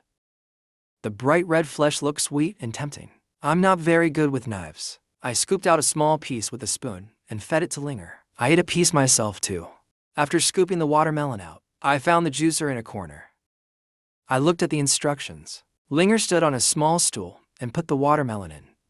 After juicing, I poured it into a cup. I put a straw inside. Ling'er hugged the cup, took a few gulps, and said, Let's go. Let's go upstairs. I held a big cup of juice in one hand and led Ling'er upstairs. At the study door, I handed the cup to her. Ling'er held it with both hands and knocked gently on the door. Gu Wanyu subconsciously glanced toward the door. Instinctively, she saw Ling'er holding the cup with both hands, walking toward her. Only then did she stop what she was doing. Ling'er walked up to her and handed her the juice. Gu Wanyu took the cup and placed it on the table, then pulled Ling'er into her arms. Why aren't you asleep yet? I sat down beside her. Ling'er saw that you weren't happy, so we made you some juice. Ling'er nodded while in her arms. Gu Wanyu pinched her little cheek. Thank you, Ling'er. Ling'er smiled shyly, then pointed at me and turned to look at Gu Wanyu. She froze for a moment, then smiled and said, Thank you. I smiled at her. Are you upset because of what happened this afternoon? She pressed her lips together and lowered her eyes in silence. Her original family has always been a scar in her heart from the past. I shrank my neck. It's getting late. I'll take Ling'er to bed. Finish up early and rest. As I spoke, I got up to pick up Ling'er in my arms. Ling'er opened both her arms, but Gu Wanyu suddenly grabbed my hand. I looked into her cold and clear eyes. What are you doing? A faint sadness surfaced in Gu Wanyu's eyes. Do you like me less now because of my family? She could only say like less. She didn't dare to ask if I hated her. When that thought came to mind, it felt like it drenched her in sorrow. In her eyes, I had no flaws at all, a good family background, and I was outstanding myself. I clearly had so many options, yet I chose someone who had once been abandoned her, even though she had been numb to it all for a long time. The sweetness I gave her these past few days made new hopes begin to rise in her. I furrowed my brows. Why would you say that? Gu Wanyu slightly parted her lips and lowered her eyelids. You said that if you had known about my family back then, maybe you wouldn't have married me. I furrowed my brows, thinking it over carefully. I probably did say something like that, but that doesn't mean you're not good. When I scold people, I don't really think about who it might hurt. As I said that, I looked at her seriously. You are you. They are them. If I really minded, I wouldn't have married you. After hearing that, Gu Wanyu didn't speak. She was silent for a moment. Then she said softly, I'm sorry. I looked at her in confusion. Why are you apologizing? I don't know. Gu Wanyu tugged the corner of her lips. She felt like she owed me so much. She was gloomy and dull. Aside from money, she could give me nothing. Even her love was expressed in limited ways. Maybe from the beginning, I should have fallen for someone else. Fallen for someone better than her. That would have been perfectly normal. Love means letting go, not possession. Everyone knows that. But she selfishly wanted to keep me by her side. Actually, I could have hated her. A flicker moved through Gu Wanyu's gaze. I cupped her face in my hands. Gu Wanyu, I've chosen you. Besides being impulsive when I curse, I always think things through when making decisions. Don't feel sorry, and don't be so insecure. The Gu Wanyu I know. No matter where she shows up, she always becomes the center of attention. The favored daughter of the heavens seemed flawless. But in that blank part of my memory, I don't know why when I saw Gu Wanyu again, she was always surrounded by a gloomy aura, becoming anxious and insecure. Even though she raised Ling'er so well, though she said she no longer trusted me, she still held on to hope. My heart ached a little. Will you love me the way you once loved someone else? Gu Wanyu's gaze deepened. Just for a moment, she couldn't answer. She opened her mouth, wanting to say no, but the 24-year-old version of me suddenly seemed ridiculous. She gave a self-deprecating smile. Just as she was about to pull her hand back, her cheek was suddenly cupped. Gu Wanyu, my beautiful eyes were full of sincerity. I don't know what the future will be like, but what I'm sure of is, at this moment, I really like you, just like I liked you when I was 18. Upon hearing that, Gu Wanyu was stunned. My eyes were clear and bright. On the night I confessed to her at 18, I looked at her just like this and told her, I like you, no matter how long it takes. When she hears my confession, her heart still flutters. She snapped back to reality. She was pulled into my embrace. I haven't changed. I never did. I thought you were upset because of what happened this afternoon. At some point, Ling'er had already fallen asleep in her arms. The happy little piglet even dreamed while sleeping. Gu Wanyu shook her head. I no longer have expectations for her, so there's no disappointment. From now on, Ling'er and I will stay with you. Gu Wanyu and Shang Yan enjoyed a moment of peace. The banquet hall was magnificent. The ladies avoided each other gracefully, blooming like flowers in full competition. I wore a black tracksuit with a baseball cap, a camera in my hand. I stood at the entrance. Two tall figures stepped down from a stretched Lincoln. Just as I raised my camera, I was stopped by bodyguards. When I fixed my lens, I was surprised it was Kezin. Kezin was holding Jiang Yuxin by the shoulders and looked toward me. He said something quietly. The woman's gaze swept over lightly. My scalp tingled instinctively. The pressure in my head was intense.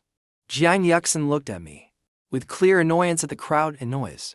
I'll go with you. Kezin casually glanced around the area. Though the bodyguards had stepped in, there might still be his grandfather's spies around. In the end, he nodded. He lazily walked Jiang Yuxin over to me. Yichin, why are you dressed like this? I pouted a bit. Long story. I didn't read the contract properly and got dragged into doing under-the-table work. We've both been busy these days. We barely had time to meet. Kezin chuckled at me. Jiang Yuxin was so absorbed she forgot to leave. What happened to your eye? I'll tell you in detail later. I have to stay for the entire event tonight, even though I really wanted to drink with Kezin. The pressure from the big shots was just too much to bear. Will Ling'er be coming? Kezin looked inside. She will. I'll bring Ling'er to find you later. Okay. Only then did Kezin lazily walk Jiang Yuxin into the banquet hall. To get to the banquet hall, Kezin had to walk through a long corridor.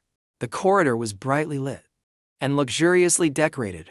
The two of them looked like they had stepped out of a painting. You need to know how to choose and let go. If you keep diving in endlessly, you're the only one who'll get hurt.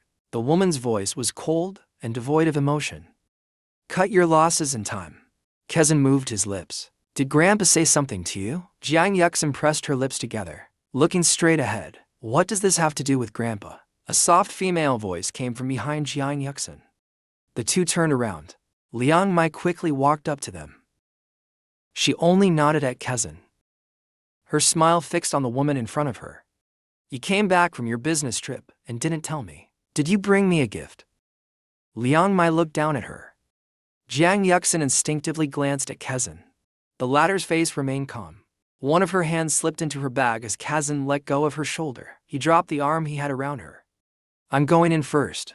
Before Jiang Yuxin could speak, Liang Mai grabbed her hand. Is this the watch I told you about? Did you get a picture of it?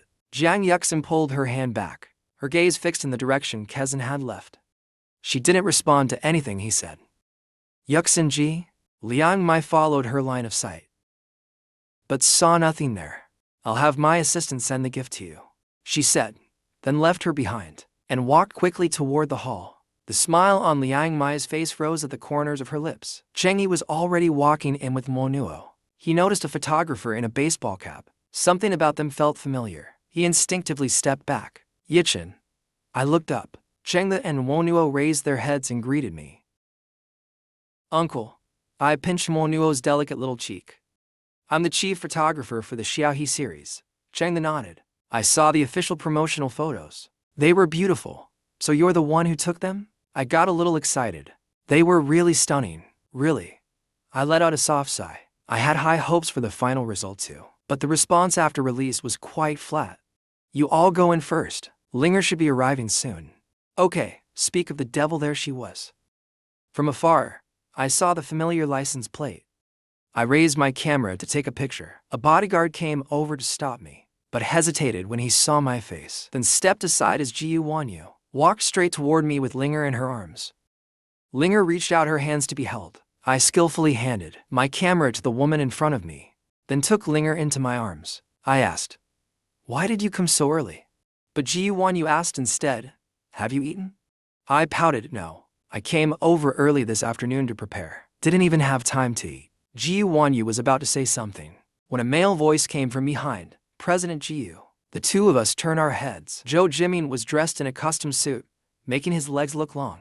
He paused when he saw me, then smiled and nodded. I smiled back politely, then snuck a glance. Gu Wanyu noticed her gaze was fixed on me. I'm going in first. Gu Wanyu reached out to take Ling'er from me. Ling'er rested on Gu Wanyu's shoulder and waved goodbye. Zhou Jimin withdrew his gaze. I saw you photographed Lu's ad, the new product for this season. It was impressive. Zhou Jimin looked me over. I hadn't heard anything from you lately. I thought you planned to stay home full-time. He raised an eyebrow as he spoke. Of course, if I had a wife as capable as Gu Wanyu, but if Ling'er, that adorable baby, were mine. He glanced at me with clear implication, then suddenly laughed. Who knows what might happen? I just smiled in response. But you? I've seen lots of news about you. You've done great. I'm not lying. After all this time, Zhou Jimin's confidence was still charming. A private luxury brand this well known. And he had already risen to such a position at his age. It spoke volumes about his capability. The smile on Zhou Jimin's lips froze in place, and his gaze turned unreadable. He stared at me for a moment. Once I set my sights on something I want to accomplish, I'll do everything I can to achieve it. There's nothing I can't do. I was slightly stunned, then nodded in full agreement. I need that kind of determination too. Zhou Jimin quietly stared at me for a few seconds. Zhao Yichin, don't idealize people too much. Before I could say anything, Zhou Jimin turned and left. I watched his back, unsure of what to think. Isn't that Gu Wanyu's rumored boyfriend? I didn't even realize. Lu Yuwei was suddenly standing beside me, speaking aloud. She startled me. Why are you so interested in gossip? Depends on who it's about. Lu Yuwei held a lunchbox in her hand. And isn't this related to you? Just as I was about to respond, Lu Yuwei quickly raised what she was holding.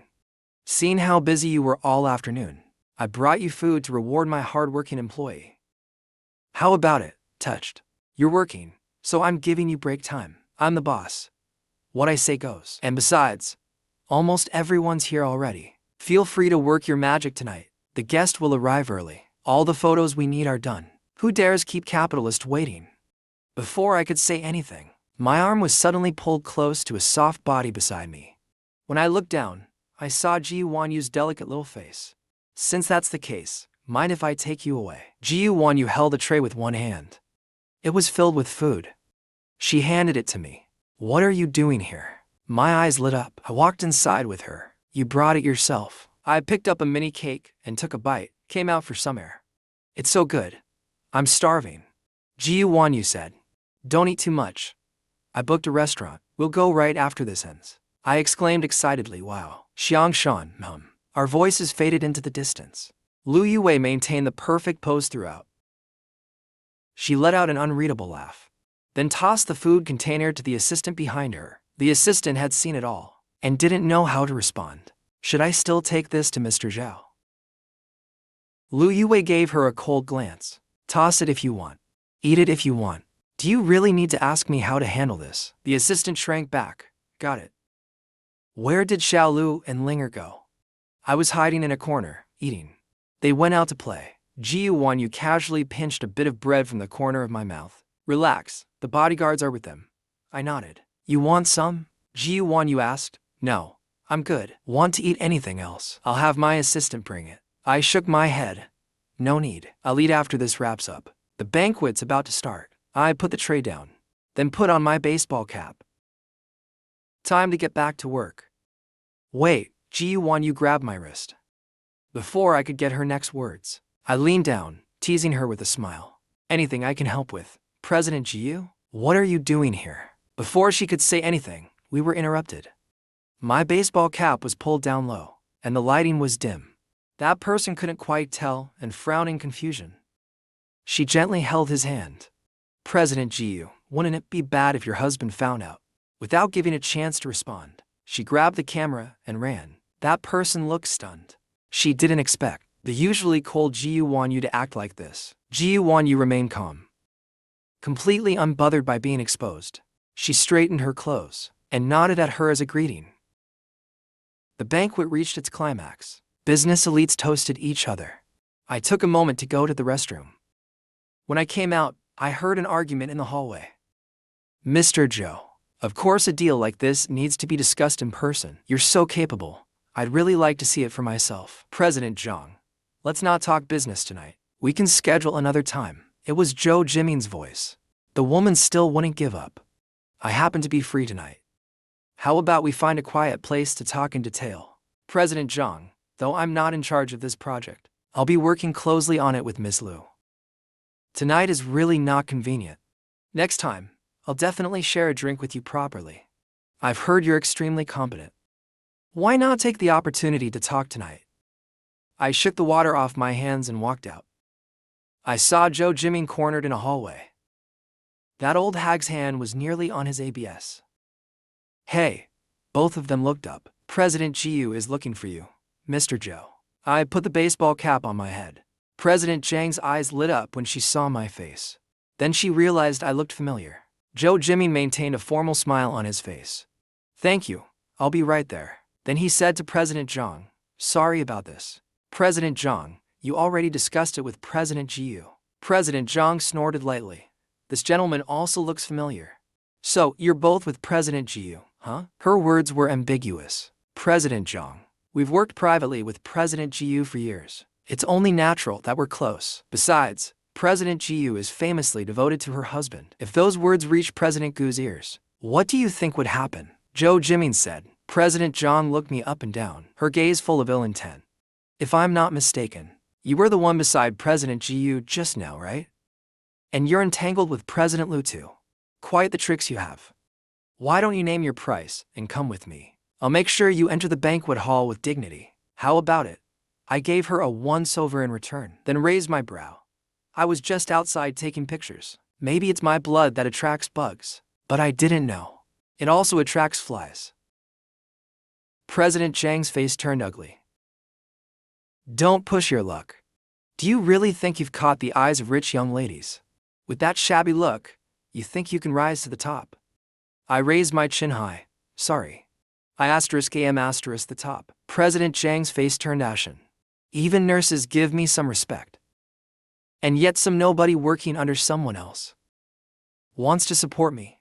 Really? A cold female voice cut in. The commotion here had attracted the attention of people near the banquet hall. It stirred up quite a buzz. Lu Yuwei also noticed at this point and signaled her assistant to turn up the banquet hall's music. The attention quickly shifted away. President Zhang's expression changed suddenly. President Gu couldn't figure out these people's relationships, but thinking about Gu Wanyu's character, she was sure she wouldn't act out over a man. Her face regained confidence. President Gu, this woman suddenly came up to me for no reason. She's just a woman after all, and one who can't even stay loyal. As she spoke, she looked at Zhou Jiming, who hadn't said a word. Mr. Zhou is here too. Don't you agree? Everyone turned their eyes to Zhou Jiming. Kezan had appeared at some point, bringing bodyguards with him. Zhou Jiming lifted his chin slightly. Of course, seeing the growing pride on President Zhang's face. Of course not. Zhou Jiming continued. President Zhang wanted to have a private talk about the collaboration. But she seems to think I rejected her because of President Jiu. After Mr. Zhao showed up, well, I really couldn't bring myself to finish the sentence. The smile froze on President Zhang's face. Gu Wanyu's expression held even more meaning. Who do you think you are? President Gu. President Zhang showed no fear. Over a man. Surely you wouldn't sever ties between our companies. Would you agree? Harmony brings wealth. It's just Zhang Corporation. Plenty of companies are eager to work with me. There was a subtle warning in her tone. President Zhang's face twitched slightly. I was just joking. President Gu, the partnership is already in the final stages. You see, the Zhang Corporation had been declining under her leadership. It took her a lot to secure this connection. She thought it was foolproof. Gu Wanyu couldn't be bothered with her. She looked up at me. Are you okay? I'm fine.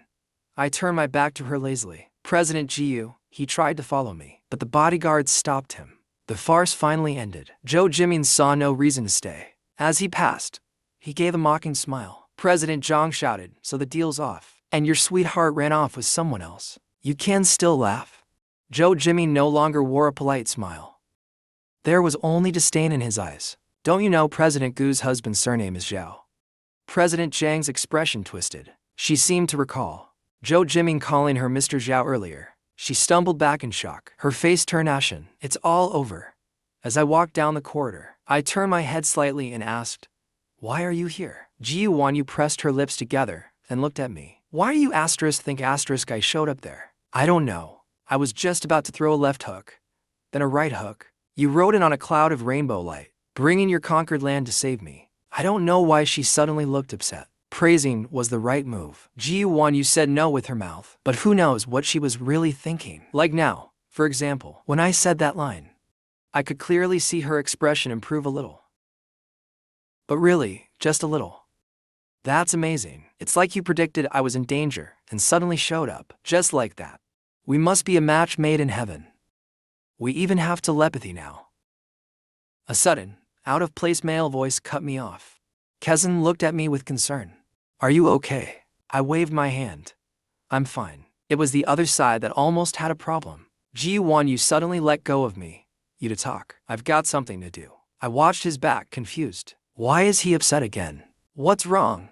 It's nothing. You messaged me, so I came right away. But since Gu Wanyu was here, I put my arm around his shoulder. I knew you were the best. Kezan was still shaken. He patted me and said, don't be so reckless. Next time, wait for me to get here, okay? I nodded. I know you're my strongest backup. Suddenly I felt a strange chill. I glanced around the area and saw Jiang Yuxin swirling a glass of red wine in her hand. The woman's aggressive aura stood out sharply in the crowd. I narrowed my eyes, then reached out and pulled Kezan closer. There was deeper meaning in that move. It wasn't until the banquet ended that I finally completed the handover with Lu Yuwei's team. Lu Yuwei was already waiting at the door. Please take a final look to see if anything else needs adjusting. Once I confirmed the final version of the video, there were no major issues. Mr. Zhao's team was very polite. I've corrected it countless times already, but no one can quite match how it was before. It's hard to get along naturally like that, so I just gave up. Anyway, things are wrapping up here. Da Cheng walked over. Just when you meet someone who vibes with you, you're leaving again. He gestured toward the door. Did the boss make things hard for you? I glanced at the person by the door pretending to be a statue. No. I'm just not interested in this anymore. President Lu has been so obvious about it. You're really not going to respond at all. Da Cheng nudged my shoulder. The boss is that rare kind of alluring woman. You really don't feel anything. Don't you find her lazy charm kind of irresistible? It's captivating. I squinted at him. That's not what you said the other day. Da Cheng froze. I repeated his earlier words. I think President Gu is way more reliable than our boss. If she really got taken by the boss, I'd be heartbroken just thinking about it. The boss only plays around with love. Da Cheng suddenly felt a strange killing intent. His back stiffened. I don't remember saying that. The day after Gu Wanyu came to pick me up, didn't you say it then? Da Cheng scratched the back of his head. Weird. I've been forgetting things lately. I patted his shoulder. Probably because you've been pulling too many all-nighters. Get a good night's sleep tomorrow. I'm leaving now. See you around. After saying goodbye to everyone, I walked past Lu Yuwei and left. Lu Yuwei paused for a moment, then followed after me. Just as the elevator doors were closing, a hand reached in to stop them. The doors opened again. I saw who it was, and nodded slightly. Lu Yuwei naturally turned her face away from mine, and stood next to me. This series has another flagship core product. Are you interested? I thought for a second. Not really. Lu Yuwei paused for a moment, then laughed.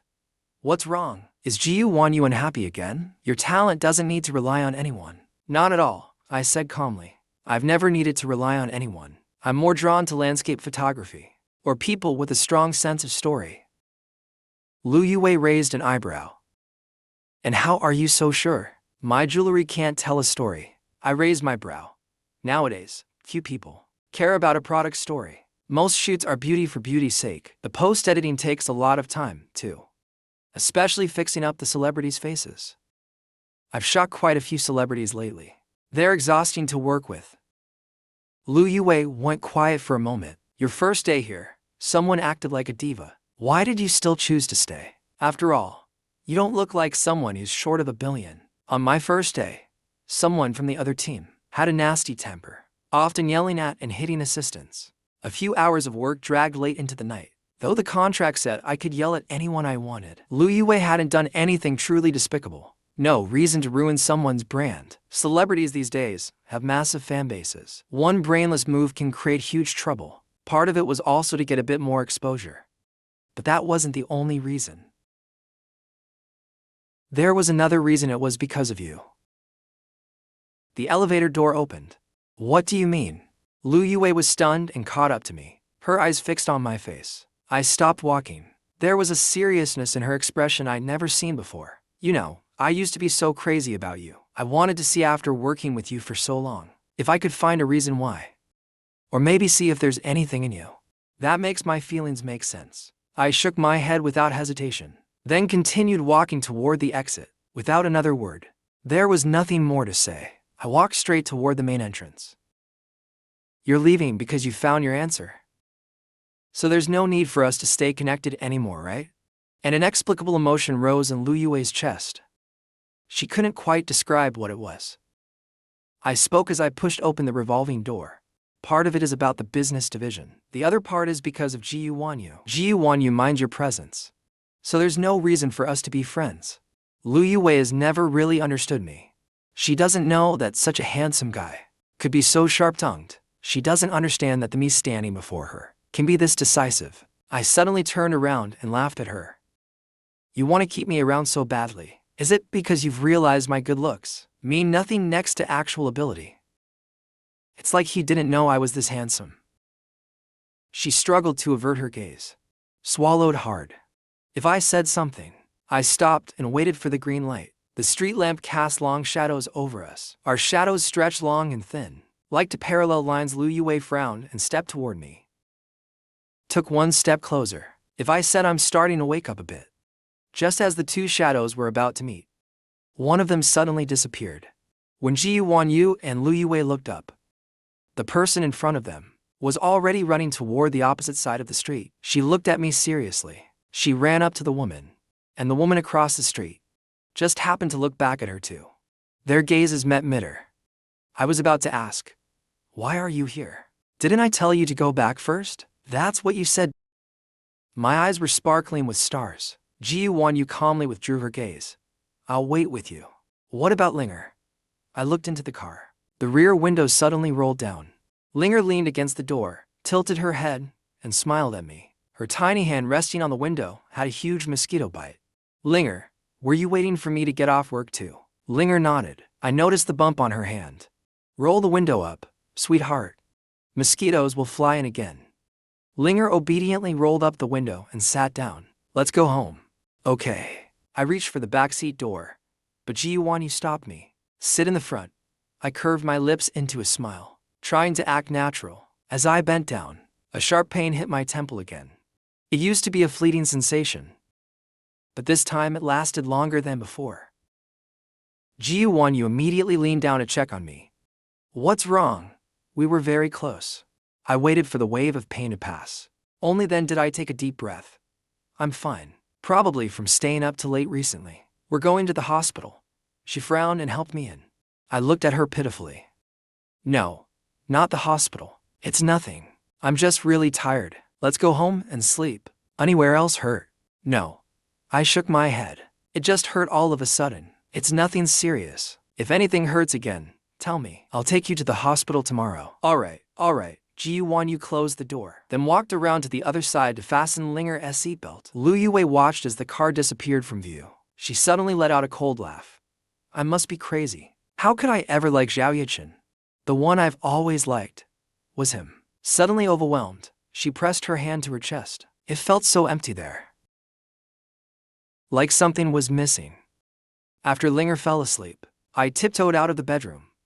I closed the door and took a shower. After a busy evening, I finally had time to relax. I gave my not-so-bright brain a workout, thinking carefully. Gu Wanyu had been acting strange all night. After changing into comfortable pajamas, I walked to the study. I knocked on the door. Unexpectedly, Gu Wanyu didn't even look up. "Is there something this late?" Her indifference showed no emotion at all. I gently closed the door behind me and walked up to her. "It's so late. Are you still working?" Gu Wanyu. "Do you know what's most important between a couple?" The woman finally reacted. She looked up at me. I had just finished showering. I said the words, being honest. "You don't believe why I've changed so much. Do you also mind?" "Lu Yuwei, right? My feelings for you are romantic love. Because everything about you moves me." She fell silent. With tightly pressed lips, I waited for her to process it. Clearly, she was starting to doubt what I said. I knew she was questioning my feelings. After a moment, she finally spoke. "Why didn't you message me first tonight?" I hadn't expected this to be the issue. I felt a bit helpless. "Is that what upset you?" "The whole evening." Gu Wanyu pressed her lips together and looked away. "You had to socialize at the banquet. I wasn't sure if you'd be able to see my message quickly. Kezim was waiting outside for me. In an emergency, I had to reach out to whoever was closest." I patiently explained to her. Gu Wanyu opened her mouth, hesitated a little, and said, "When it's your message, I will always see it immediately." I paused. I wasn't sure before, but now I am. "From now on, I'll come to you for everything. Do whatever you want." I burst out laughing. "You're so awkward." My laughter felt warm. At first, Gu Wanyu seemed annoyed. I deliberately leaned closer to her. "Really, not at all." As I spoke, our noses touched. There was a look in our eyes, and her body froze, but she pretended to stay calm. Her face looked indifferent, but hid a trace of uncontrollable panic. She gently pushed me away with no strength, but I followed the motion of her hand and backed off. Being distant, Gu Wanyu seemed a bit disappointed. Suddenly, there was a noise at the door. We both turned to look. A little pig plush peeked out. Ling'er I pulled away, walked to the door, and picked her up. "Why aren't you asleep?" Ling'er rubbed her face against my neck. That made my heart melt. "Do you want me to sleep with you?" Ling'er hesitated, then nodded. She pointed to Gu Wanyu, still dazed at the desk. "Baby, Daddy will sleep with you. Mommy is still busy." Gu Wanyu suddenly closed the laptop. She walked toward us quickly. She reached out to carry Ling'er. "Let's go." We'll put you to sleep. I looked at the woman's graceful back and shook my head helplessly. In the baby's room, the nightlight at the head of the bed was also turned off. The room went completely dark. All three of us were lying on Ling'er's princess bed. Ling'er, do you want Daddy to tell you a story? Ling'er placed both hands on her chest and nodded obediently. I pulled the blanket up for her. Early in the morning, I was taken to the hospital for a checkup because I had to fast. I hadn't eaten any breakfast yet. I lowered my head to look at the test results in Gu Wanyu's hand. She carefully read through them, then asked, "Are you hungry?" I nodded. "Yes. I'm starving. I can barely stand." "Let's eat first." Gu Wanyu put away the documents in her hand. "All right, are we taking Ling'er camping today?" Before Gu Wanyu could answer, I heard a familiar voice. "Thank you, Chunramu. Thanks for everything today." In the hospital corridor, it was Chinhao. A woman stood next to him. "Of course, we're from the same village." A rare cloudy day after summer began. I looked at the scenery flying by outside the car window. This road wasn't heading to Gu Wanyu's company, nor was it going home. I turned to ask, "Where are we going?" Gu Wanyu cleared her throat. "Do you want to see a photography exhibition?" My eyes lit up. "Photography exhibition, Gu Wanyu pulled out the tickets from the side and handed them to me. As we got on the overpass, "It's Zhou Zheng." I was surprised. I didn't even know she was a nurse. Zhou Zheng's photography exhibition was now on. The tickets were in high demand. Some of our business partners knew you liked photography, so they gave us the tickets. I admired the tickets in my hand, reluctant to let go. "Thank you, Gu Wanyu." She pressed her lips together. "I used to be so busy with work and neglected you. Now, I'll make time for you and Ling'er." I was stunned for a moment, then nodded. "I'll also do my best to build our family together with you." Gu Wanyu was touched by that. She gently nodded. I suddenly squinted my eyes. "Do you know the secret to keeping a marriage fresh?" Gu Wanyu glanced at me briefly. "What is it?" "A sense of novelty." "Like what?" I rolled my eyes playfully. "Like when I'm chasing you. You should respond to me. That way, I'll be even more motivated." "How should I respond?" "Let me admire your charm." "I'm afraid I'll mess up my words." "Figure it out yourself." Gu Wanyu nodded thoughtfully. Su Shihan gave me the movie tickets. "Do you want to go watch it later? Then when should we pick up Ling'er?" "Why don't we bring Ling'er with us?" I glanced at the time. "If we go after the movie, the timing works."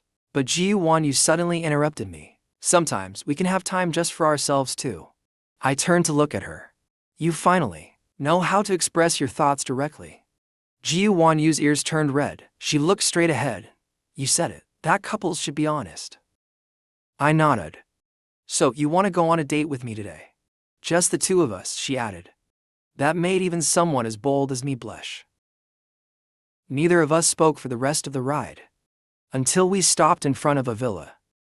The bodyguard at the door opened the car door for us kindly. I handed her the tickets. The bodyguard made a polite gesture to enter.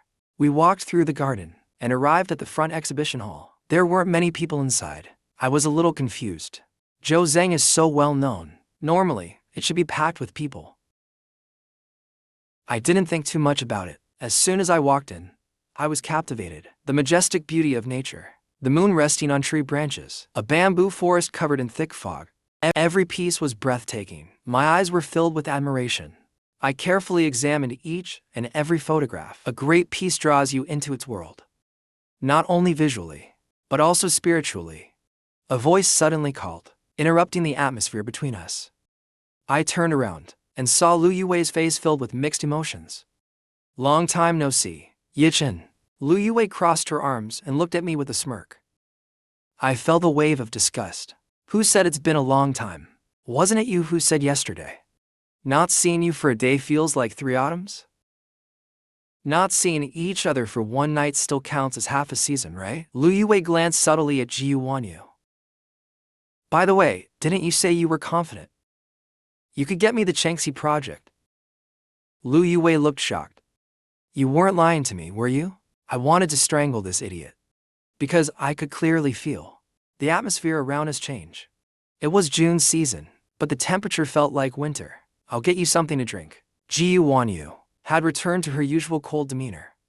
As soon as Lu Yuwei opened her mouth, a week of mental prep went to waste. Before I could speak, Gu Wanyu turned around. Did a donkey kick your brain? I was so mad my teeth hurt. Was I not clear enough yesterday? Did yelling at you these days feel good? Made you feel at home, huh? Would it kill you to stay away from me? Why are you everywhere I go? Lu Yuwei dressed provocatively, trying to act calm and noble. So, Gu Wanyu rented half the gallery for you. And you got emotional. I froze for a second. Did Gu Wanyu arrange this exhibition? No wonder I hadn't heard a thing. Do you have a crush on my wife? I stared directly at her. Lu Yuwei chuckled. You think the odds of me liking you are higher? As soon as she finished, my head throbbed again. Are you okay? Lu Yuwei stepped forward, but was forcefully pushed away. She barely managed to steady herself. I'm taking you out. Only then did I see who it was. Gu Wanyu said coldly, don't speak. If I listened to people, I wouldn't be myself. Didn't I tell you to get lost? I thought it was someone else. As I moved past her, Lu Yuwei stiffened. Gu Wanyu walked by as if she didn't exist. She held me and walked me out. I had a headache just now. A really bad one. Are you scolding me now? Do you trust an outsider, but not believe me? Are you disappointed in me? Gu Wanyu stopped walking. She looked up at me, looking into my big, innocent eyes. Zhao Yichin, you're giving me a headache. When you were chasing me, I was a treasure. Now that you've caught me, I'm nothing. Gu Wanyu said, I didn't say that. You didn't say it, but I heard it in your heart. I gave her a deadly look like I was about to strangle her. Whether I have you or not, you're still my treasure. She suddenly said that without warning. I wrapped my arms around her neck. Really? You left me to face a beast alone just now. Is that how you treat your treasure? I narrowed my eyes. Looked to me like you couldn't wait to hand me over to someone else. I did not. A woman's voice came from her arms. I was just around the corner. I burst out laughing, just imagining Gu Wanyu sneaking around the corner, spying on me in secret. I couldn't help it. Gu Wanyu was annoyed by my laughter. What are you laughing at? I'm not laughing, ha ha ha. You're just so funny. Gu Wanyu's eyes flashed with a hint of hurt. She opened the car door and put me in. I saw her expression wasn't right. I quickly held back my laughter. I didn't mean anything else. It just felt so strange. You know, you always look so refined and elegant. This just didn't fit at all. Before I could finish, Gu Wanyu suddenly buried her face in my neck. Zhao Yichin, whatever you want, whoever you want me to give the project to, I'll give it to them. As long as you're happy, I don't care. Everything is yours. You can do whatever you want, okay? A voice came from the crook of my neck. My body stiffened. I listened to her nearly hoarse voice. Gu Wanyu, I said I was chasing you again with no ulterior motives. You just never believed me. I don't like Lu Yuwei. After nearly 2 weeks together, just being near her gives me headaches. But you know, I always fight with myself. It's never about people, only the task. It's not about her. I would still give it my all for this job. I approach photography the same way I pursued you, with everything I've got. And I want to keep standing by your side. I don't want people to say, my only achievement is being President Gu's husband. Gu Wanyu lifted her head from my embrace. Her eyes slightly red. There was a fragile expression on her face that made my heart ache. No one dared say a word. I gave you everything I had the day we got married. I was stunned for a moment. Then why did you try to leave earlier? Gu Wanyu shook her head. I didn't want to make things hard for you. What do you mean? If you want to lie to me, then keep lying forever. I imagined a row of crows flying over my head. So after all this time, she still doesn't believe that I'm sincere. You're really generous. In ancient times, you'd be the wise and sensible consort. Gu Wanyu asked coldly, would you let Lu Yuwei be your empress? So all my efforts talking were for nothing. Then what will it take for you to believe me? I was a little helpless. I believe you. She tilted her head and looked at me. You don't look like someone who believes me. If you ran into Lu Yuwei again, would you still abandon me and run? I sighed. Gu Wanyu, is this how a married couple should act? You're pushing me away, don't you see? I know what you're afraid of. But while you're making sure, you need to try to trust me too. Tell me everything, okay? Only if I know what you dislike, what you remember, can I be careful and avoid doing things that make you unhappy. I've already said it as gently as I could. Gu Wanyu pressed her lips together and looked at me for a while. All right, And then, I looked at her seriously. Gu Wanyu hesitated. I don't like Lu Yuwei. I nodded at her. I don't like her either. She added, I don't like you being with her. I explained, she's the one who kept clinging to me. I didn't even know she'd be there. And the earlier contract, I signed it without even knowing. Gu Wanyu continued, I also don't like it when you look at her, Mom. I nodded with satisfaction. And before she could finish, I cupped her face and kissed her. She silently widened her eyes. It was just a quick kiss. Then I let her go. Gently pushed her away. I only want to look at you. Is that okay? I was actually a little shy, but I forced myself to stay calm.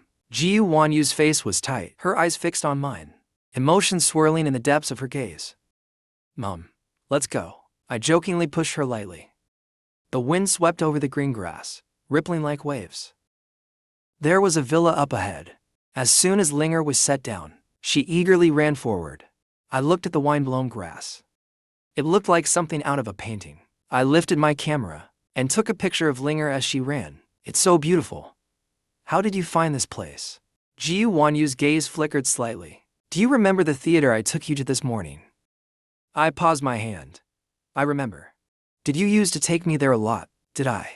The woman looked at me with curiosity. Yes, I ran toward Ling'er and took a few steps forward. Hurry up and come here. How strange, that feeling came back again.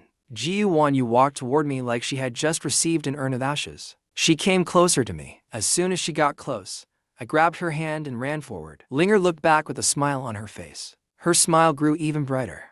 She kept running forward with her little legs. A cream-colored picnic cloth was spread on the grass. Ling'er held a little cake in both hands. She licked the cream and turned into a little kitty. Gu Wanyu took out a tissue and wiped her face. I was holding a box of watermelon, looking at the surreal scenery in front of me. I picked a piece and handed it to her. Eat. Gu Wanyu opened her mouth and took a bite. Are we camping here tonight? Yeah. Did you bring the tent? Yes, I'm hungry. I put down the watermelon. We only brought some fruit and cake at the last minute. What are we going to eat? Let's go eat. Gu Wanyu took the little cake from Ling'er's hands. Ling'er stared at the small cake and threw it into a bag used as a trash bin. I pinched her little face. You're hungry too. Ling'er nodded. I stood up holding Ling'er's hand. Where are we going to eat? Let's go. We'll come back later. We followed Gu Wanyu straight into the villa. She unlocked the door with a fingerprint. Is this your place? I asked curiously. Hearing that, Gu Wanyu looked a bit conflicted. She didn't say anything else. I blinked at her. Maybe it's been too long. I forgot. I chuckled and opened the door. I walked in holding Ling'er's hand. The shoes at the entrance were covered in dust bags. There was a messy-looking doll on top of the cabinet. The interior had warm-colored tones. It looked very new. It must have been unoccupied for a long time, but it was very clean and felt familiar. A scene flashed through my mind. So fast I couldn't catch it. A European-style sofa. On the wall behind was a huge wedding photo. The couple in it smiled sweetly. Even Gu Wanyu's normally cold face had a rare smile. And the background of the photo looked like this very grass field. The photo was well preserved and spotless. Not a speck of dust on it. I'm going to cook, Gu Wanyu said. She casually hung her jacket on the rack by the entryway. You can cook? That was my second surprise question today. Gu Wanyu pressed her lips together and didn't reply. She went straight to the kitchen. I squatted in front of Ling'er. Let's go help cook, shall we? Ling'er raised both her hands over her head and nodded cheerfully. In the kitchen, the woman wore a white dress. Her hair was tied up casually. The apron was loosely knotted around her slim waist. She held a pan and turned to see the two of us standing at the door. Hungry? It'll be ready soon. I replied, no. We came to help, no need. There's too much oil smoke in here. Gu Wanyu was rinsing vegetables at the sink. It must be boring cooking alone. Let Ling'er and I keep you company, I said while opening the fridge. It was packed full to the brim. What are you going to cook? Gu Wanyu stared at my profile. I didn't hear her speak for a long time. I turned to look, and Gu Wanyu said, braised pork and steamed crab. I nodded lightly. Braised pork and crab are my favorites. What else? There are shrimp over there. Stir fry it with asparagus or broccoli. I hesitated for a moment. Let's go with asparagus. Gu Wanyu nodded. All right. Let's make one more vegetable dish. They're all my favorites. I took out a few vegetables and closed the fridge door. I found a small stool and placed it by the sink. I lifted Ling'er up to stand on it. The two of us stood by the sink washing vegetables.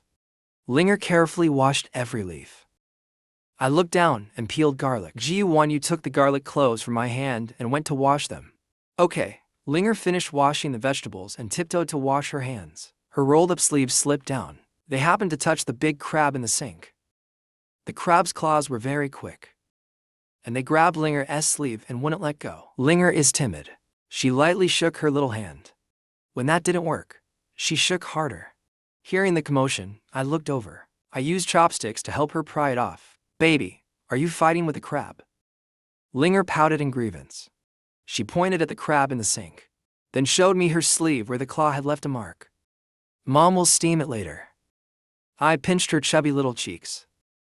The vegetables were mostly washed. The kitchen smoke was too much. Gu Wanyu didn't let us stay in the kitchen. I shook my hand a bit, suddenly let out an ah.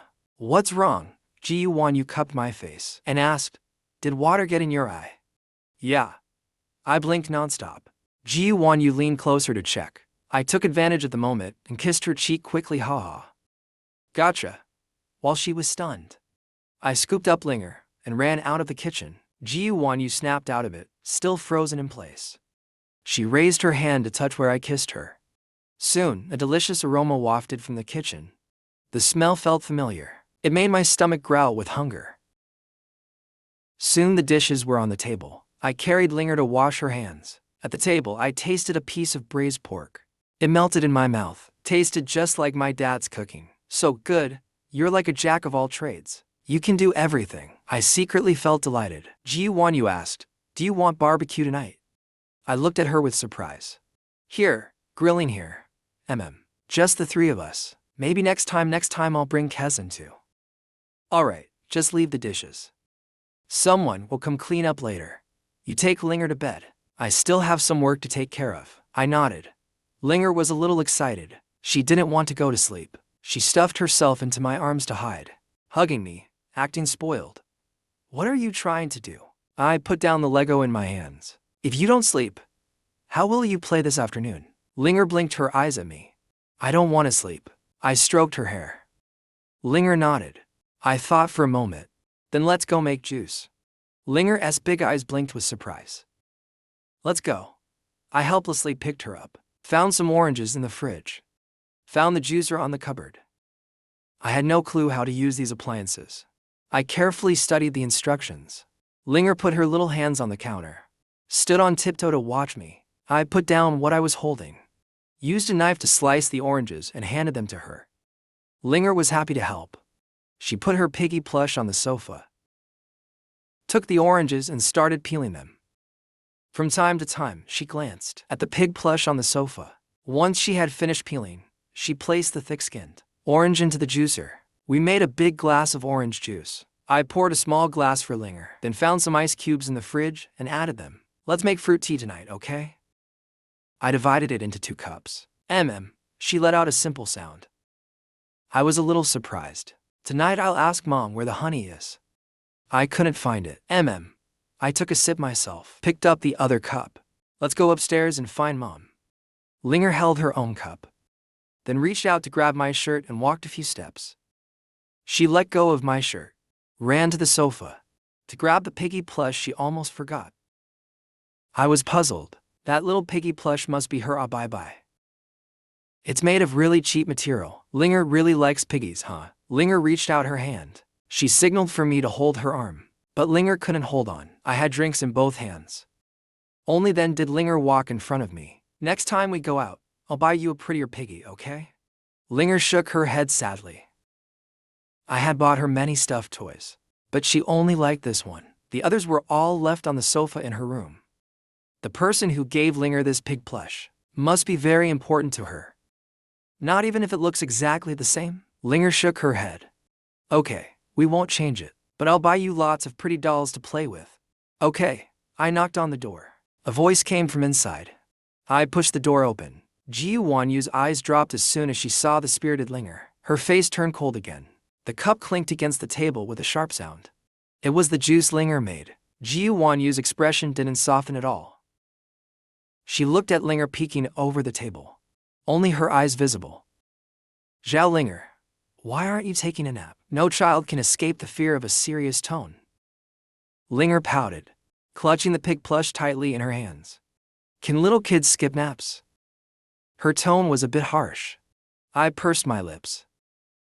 Ling'er looked at her sadly, then lowered her hand. She walked slowly toward the door, step by step.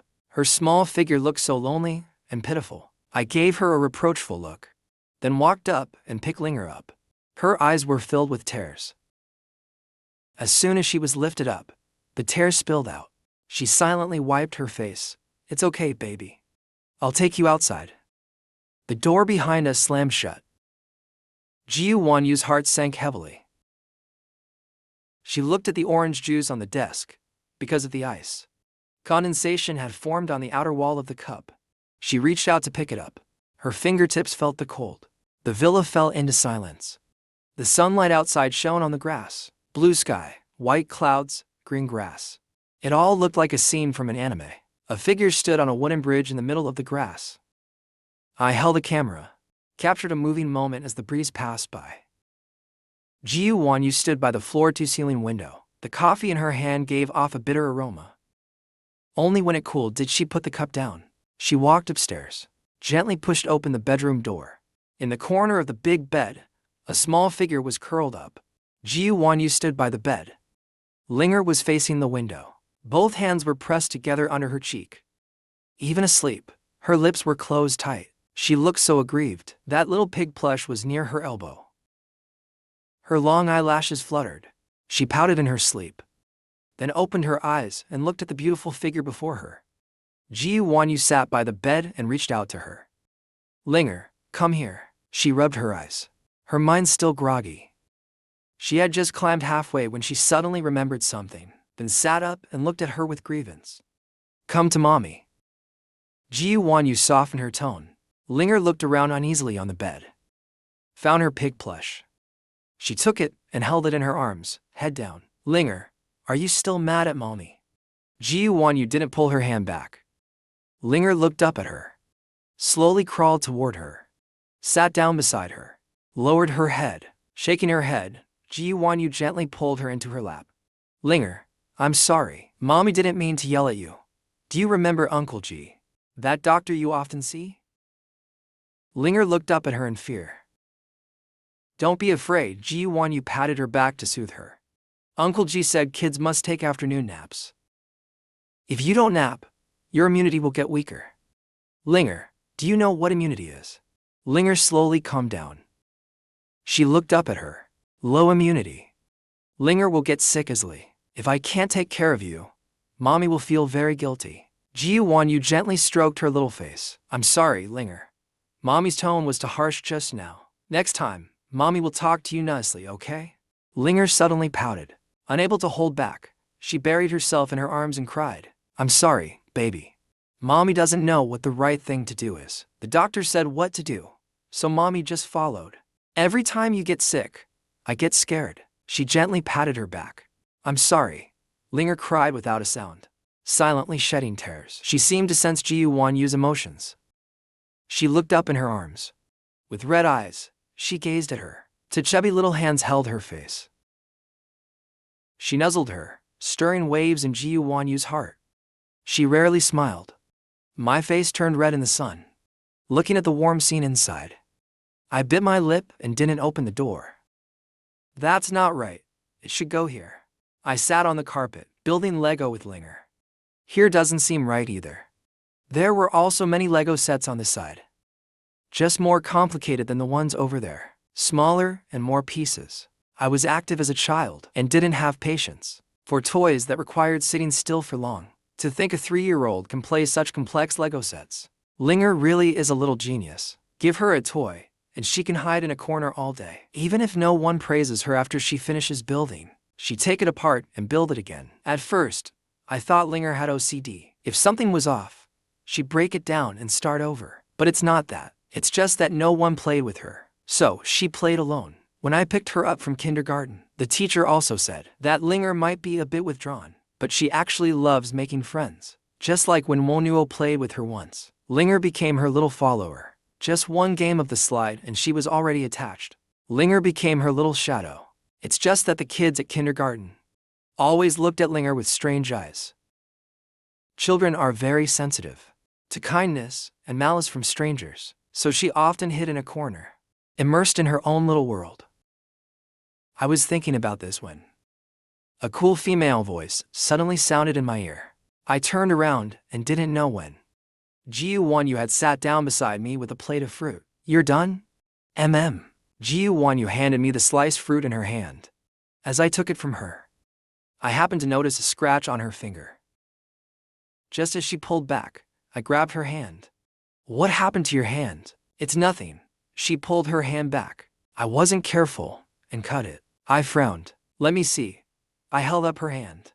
"Why is it cut so deep?" "Wait here," I said and got up to leave. Ling'er put down the building blocks and walked over. She held her hand. When she saw the wound, she frowned just like me. She gently blew on it. Gu Wanyu softly patted her head. "It doesn't hurt." I quickly came back, holding a cartoon-style little medicine box. "Give me your hand." I reached out. Gu Wanyu's expression was a bit strange. She reached out her hand. Ling'er hadn't seen that medicine box before. She found it kind of cute. Curiously touched around. "You touch water?" I saw the area around the wound was turning white. "Yeah." Gu Wanyu looked at my face.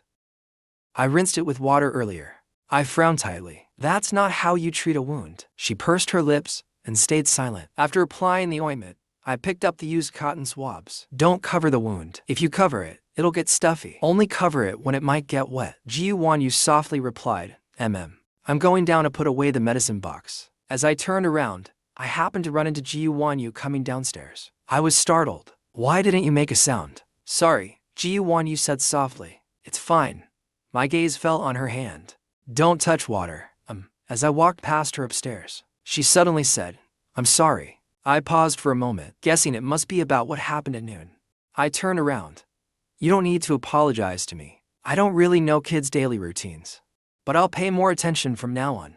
"All right," I gently called her. "Gu Wanyu, let's take good care of Ling'er from now on. Together." Gu Wanyu was silent for a moment. Then she asked, "I'll ask my assistant to handle Ling'er's school leave." I looked at her in surprise.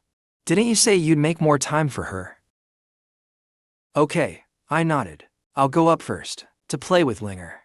The woman said nothing, just watched me disappear at the stairs. Only then did she turn around. The sun was setting. The entire meadow was bathed in the sunset glow. It was the perfect spot to watch the sunset. Click. I looked at the camera in my hand. Every frame was moving. "Look over there, baby. Doesn't it look like a salted duck egg?" I bent down and picked Ling'er up, pointing at the sunset in the distance. Ling'er didn't know what a salted duck egg was. She turned to look at me. "A salted duck egg is something delicious. I'll take you to try it next time, okay?" Ling'er nodded. Then she lifted both hands to her mouth and squinted her eyes, miming eating. She made a curved motion in the air with her mouth. I couldn't help but laugh out loud. "It looks like a watermelon too." Suddenly I heard rustling behind me.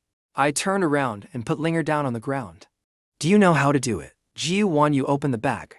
She took out the tent pieces. Ling'er also squatted down next to me, imitating my pose. Both of us had big wide eyes, curiously watching Gu Wanyu. Her actions were very skillful. "Just put down the manual and it's fine." I widened my eyes in surprise. She suddenly pulled out a bottle of spray from the bag. Ling'er instinctively stood up and walked over to her. "When going out like this, you must remember to use mosquito repellent, okay?" Ling'er and I nodded together. I scratched my head. I forgot. I didn't notice. There are already mosquitoes out this season. On the back of Ling'er's fair hand, there was already a big red bump from a bite. Gu Wanyu slightly frowned. "Don't scratch it." There were already visible scratch marks on it. Ling'er obediently listened. If told not to scratch, she didn't scratch. Ling'er handed her little Peppa Pig toy to Gu Wanyu. She sprayed it twice on the surface. After spraying that side, Gu Wanyu waved at me. "Come over too." Gu Wanyu seriously sprayed me from head to toe. "Mosquitoes won't bite me, but they seem to prefer Ling'er. They start coming out at night," she said. After spraying, she went back to reading the manual. "Top student vibes are real. Just a few glances and she got it. She quickly assembled the tent frame. She even thoughtfully sprayed mosquito repellent all around the outside. She hung a small night light on top of the tent. I was quite pleased with her attentiveness. As someone prone to mosquito bites, I usually suit up completely outdoors. But I tend to be careless. I always realize it after getting bitten, far from the city noise. It's peaceful and cozy. When I was little, I followed Dad Zhao to support poor mountain villages. The nights there were just like this. The sky was dotted with stars. You can't see them in the bustling city. I've seen eyes full of thirst for knowledge. And I've seen thick calluses on the hands of kids my age.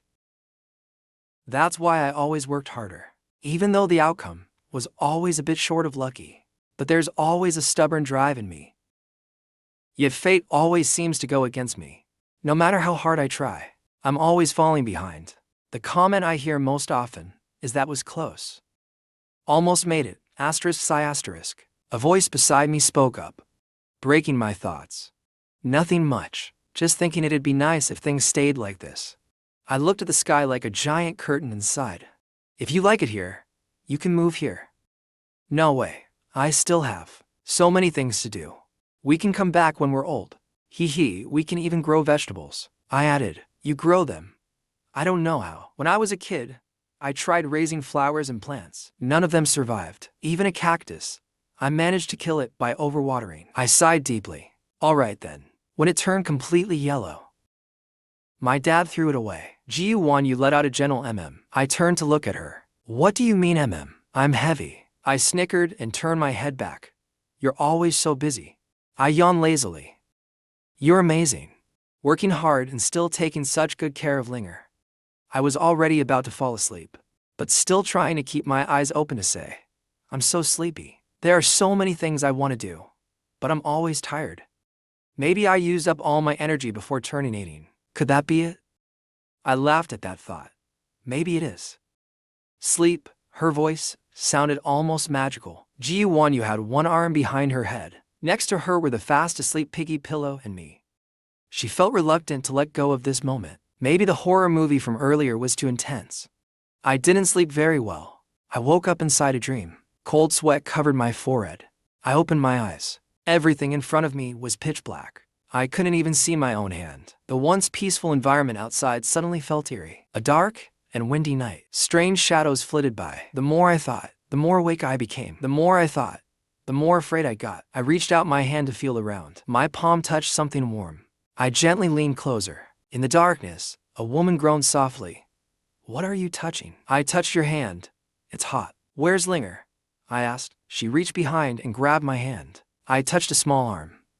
So soft and squishy. Relieved, I hugged Gu Wanyu.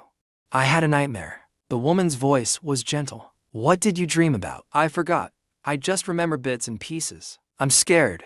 It's your fault. Who takes someone to a horror movie on a date? Zhao Yichen does.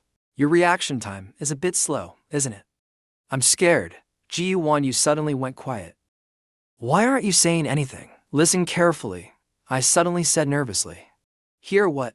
Must have been my imagination, Gu Wanyu replied. I timidly called out to her. In the darkness, she let out a soft chuckle. Whispered into my ear. Don't laugh at me. I'm seriously scared. Even the wind outside sounded creepy now. Suddenly an arm wrapped around my waist. How about now? Still scared? Not anymore. Gu Wanyu shifted positions slightly. Sleep. I woke up to the sound of birds chirping. Ling'er was snuggled in my arms playing. Her little pig plush stared at me as I woke. Her big round eyes looked straight at me. Morning, baby. I gently wrapped my arms tighter around her. Ling'er snuggled closer into my arms. Suddenly the tent opened from the outside. A woman's graceful figure stood at the entrance. Breakfast is ready. Okay, after breakfast, Gu Wanyu drove the car out of the villa. Heading to the orchard, I asked curiously, is it really okay for you not to go to work today? She's already skipped work for 2 days. Today is for spending time with you two. The SUV drove along the mountain road. Large patches of greenery flew past us. The road got narrower and narrower. Ling'er leaned against the seat, curiously looking around. The car stopped at an orchard. Rows upon rows of fruit trees stretched as far as the eye could see. Almost the entire mountain was covered with them. Gu Wanyu held Ling'er in her arms. Mrs. Gu. A voice came from beside Mr. Zhao, old and raspy. I looked over when I heard it. The old man looked over 50. Uncle Zhang, Gu Wanyu nodded at him. I followed and greeted Uncle Zhang with a chuckle. It's been a long time. This is your child, right? So big already. Gu Wanyu nodded at him. Been a bit busy. Uncle Zhang waved. I know. I saw it on the news. President Gu is truly young and accomplished. Gu Wanyu smiled politely at him. We planted some mulberries during our free time. The little one should like it. Over there. Uncle Zhang pointed into the orchard. After saying goodbye to Uncle Zhang, I followed Gu Wanyu inside. She seemed to know the place like the back of her hand. Is she the owner of this orchard? I asked while walking beside her. Gu Wanyu's expression was a little hard to read. Don't you remember? Remember what? This orchard belongs to you. I almost dropped my jaw in shock. You mean this entire orchard is mine? Gu Wanyu pressed her lips together, looking at me somewhat hesitantly. I didn't even have time to be surprised. Didn't I tell you yesterday? There was something I needed to confess.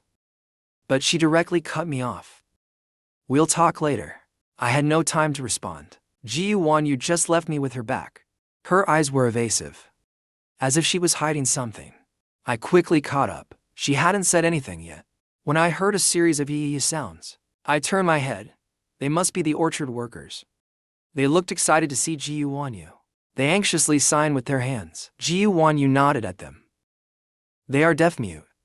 Questions began piling up in my mind. Before I could ask, I saw peaches hanging thick on the branches. The branches were bending from the weight. The golden flat peaches looked so tempting. Gu Wanyu, peaches. The woman stopped walking. She set Ling'er down on the ground. She easily reached one with her hand. She rinsed it with mineral water and handed one to me. Then gave one to Ling'er. The man managing the trees nearby handed me a basket. Thanks, he waved his hand. He looked at me with eyes full of gratitude. Gu Wanyu asked, is it good? So sweet, Gu Wanyu. She picked the closest one above my head and handed it to me. I was just about to put it in the basket. The uncle waved at me. I looked at him, puzzled. I saw him pick some peach leaves and lay them thickly at the bottom of the basket. I suddenly understood. You mean if we put it in directly, the skin would get scratched? The uncle nodded. Thank you, uncle. He smiled and waved shyly, then gestured a welcoming motion. He made a few hand signs and walked off. Are all the workers here special needs individuals? Along the way, many people greeted him. Some couldn't speak. Others couldn't hear. Each bore different kinds of disabilities. Was it me who arranged for them to work here? Yes, Gu Wanyu held Ling'er's hand. Most of the people here were either abandoned by their children or used to be wanderers. I was stunned for a moment. A cheesy thought suddenly flashed through my mind. If possible, I wish I could save the world. So, am I really saving the world? There was more confusion in Gu Wanyu's eyes. Zhao Yichen, she said, looking complicated. Tell me, did you forget everything? I looked down at her. Do you believe me? Ling'er tugged on my hand.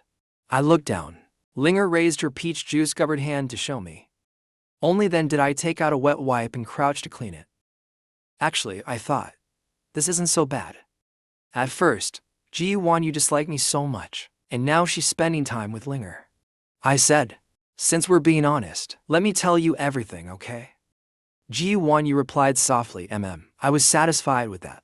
I wiped her hands clean. Do you want more? Ling'er nodded. Then let's fill this basket up today. Little Piggy cheered. The peaches higher up always looked more appealing. Ling'er sat on a grass-covered stone stool nearby, hugging a flat peach and munching happily. I reached out and picked a peach, handing it to Gu Wanyu.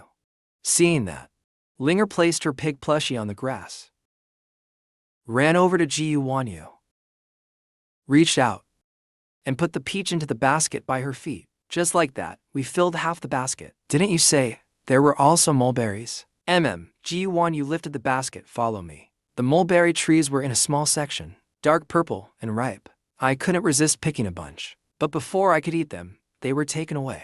Soak them in salt water first before eating. Fine, I picked some mulberry leaves to line the basket. One corner of the basket was soon filled. I grabbed more leaves to cover the mulberries. Are we leaving now? I lifted the basket, then turned to her. There are blueberries ahead. Just how many surprises are there that I don't know about? Let's go, darling, let's head back. The sun is about to come out. Today is clearly a sunny day.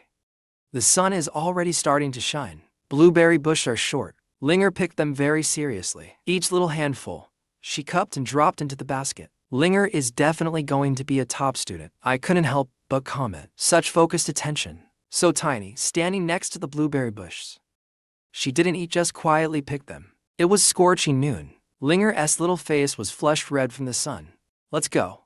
It's getting hot. I reached out to Ling'er. Ling'er obediently held out her hand. She followed reluctantly. We'll come again next time. Only then did Ling'er nod contentedly. We left the orchard. Gu Wanyu took us to a little wooden cottage. The cottage had 2 floors. With a quaint, antique charm. Gu Wanyu carried the basket to a stone sink inside. She soaked the blueberries and mulberries in salt water. Then she scrubbed the peaches clean with salt and placed them in a big frog-shaped fruit bowl. That dish was indescribably ugly. I twitched my lips. Ling'er, come here. I'll take you to wash your hands. Whoever built this house here is truly a genius. I leaned on a single armchair, squinting my eyes in comfort. Even the breeze smelled like fruit. All the fruits and vegetables here were fresh. They must have been prepared early this morning. Gu Wanyu naturally busied herself at the back. Ling'er looked like a little messy kitten. Her hands were stained with purple mulberry juice. Every time she ate a sour blueberry, she squinted her eyes and made a meme-worthy face. President Gu, Uncle Zhang called from outside. I poked my head out. Uncle Zhang, please come in. Mr. Zhao. Uncle Zhang held a bowl in his hands. Lao, you just went to check on the fruit and pick some berries. Kids will love these. He insisted I bring it over. Behind him was a simple and honest-looking middle-aged man, the one who gave me the basket earlier. It was the same uncle who handed me the basket. Ling'er's 2 fingers had turned purple. She had been quietly wiping them beside us. Hearing the noise, she looked up and stood up, using the table for support. She took 2 flat peaches from the fruit plate, 1 in each hand, and walked up to Uncle Zhang. Standing on tiptoe, she handed them to him. Uncle Zhang chuckled. Oh my hands are dirty. He wiped his hands on his pants before accepting them. Ling'er then ran to the back, lifting another flat peach and offering it to the uncle. The uncle instinctively hid his hand by his pants, wiping it. Then he made a hand gesture. Ling'er didn't understand it, but she kept smiling brightly. The sunlight was a bit glaring. She squinted and smiled at him, just like a little angel. I took the bowl from Uncle Zhang with both hands, unable to hide the surprise in my tone. Fragrant berries. I had them as a child. They only grow in the mountains. Mr. Zhao probably hasn't seen them often. Uncle Zhang then raised a bundle of fish tied together with grass. Just now, Zhao Yu caught some fish in the river. Luckily, Mr. Gu knows how to cook, so I brought them over. I was taken aback. Thank you so much, really. The man scratched his head. He gestured quickly toward Uncle Zhang. Once he finished, Uncle Zhang translated. He said, these little things. Mr. Zhao, I hope you don't mind. Why would I mind? As I said that, I instinctively gestured back. I don't know why my hands moved before I thought. The gesture came naturally. Thank you, I really like them. Uncle Liu blushed and waved his hand, seeming shy. I'll go put the fish inside first. Uncle Zhang added, you all sit as you please. Outside, Ling'er came up again holding her little bowl of mulberries. She handed it to Uncle Zhang. Uncle Zhang waved his hand repeatedly. Oh no, sweetheart, that's for you to eat. I don't want to eat. Ling'er raised her head, holding the bowl up with effort to him. Only then did Uncle Zhang pick a fruit from the upright corner. Ling'er circled around to offer one to Uncle Yu. Uncle Yu didn't want to reject her kind gesture. He picked one from the edge of the bowl. At that moment, I happened to walk out. Ling'er picked one and tried to feed it to me. I was about to reach out, but Ling'er avoided my hand, so I opened my mouth and ate it. Only then did Ling'er show me her hand. All her fingers were stained with color. Uncle Yu noticed. He pointed at the basket. I followed his gesture, but didn't understand what he meant. Then Uncle Liu suddenly turned and left. I was totally confused. Uncle Zhang chuckled while watching his back. Mr. Zhao, this year's harvest is much better than last year's. Aren't the flat peaches sweeter than last year? Uncle Zhang looked toward the distant orchard. Last year there was that big hailstorm. This year's much better. Heaven really blessed us. Yes, indeed. Uncle Liu came running back out of breath, holding some ripe mulberries in his hand. He handed them to me, confused. Then Uncle Liu rubbed the green berries in his hands a few times. The staining color disappeared completely. I suddenly understood. That's amazing. I tried rubbing a few and used the juice to clean Ling'er's hands. Little Piggy's hands were heavily stained, so it wasn't fully cleaned, but the color had lightened a lot. Uncle Zhang advised, rub a few more times. Ling'er rubbed her hands clean, then handed the rest of the unripe mulberries to Uncle Zhang. She gestured for him to rub his hands too. Uncle Zhang looked at her with love. Ling'er pointed to the water nearby, telling them to wash their hands. Uncle Zhang rinsed with water and checked, all clean. Ling'er beamed with a wide smile, then turned to look at Uncle Yu. Uncle Yu looked a bit uneasy. His dark face flushed red. I was just about to speak when he reached out his hand to me. His rough palm was full of scratches. The black stains on it couldn't be washed off anymore. Ling'er grabbed his hand. Her delicate eyebrows furrowed. She looked up at him. Uncle Yu hadn't recovered from the soft sensation of her touch. He suddenly realized the little rice ball in front of him was tiptoeing and gently blowing on his hand. He froze for a moment. His eyes flickered slightly. He stared at her blankly. Uncle Zhang's cloudy eyes were full of affection. Mr. Zhao, back then when Zhao Yu was being bullied, you gave him a bite of food to eat. Now your child is the one healing him.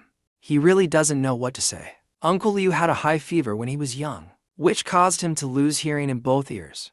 He also couldn't speak. After his parents passed away, his older brother kicked him out early. Before meeting me, he had been wandering the streets, sleeping under the sky, lying on the ground. You could even find him under bridges.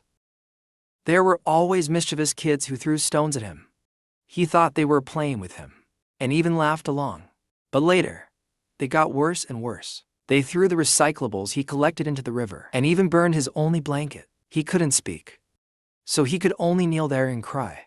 They thought it was funny, so they went even further. I like sneaking out to eat snacks. The alley food was tasty, though not healthy. Gu Wanyu kept a close eye on me. Coincidentally, that day, Uncle Liu happened to be looking for food near the trash bins.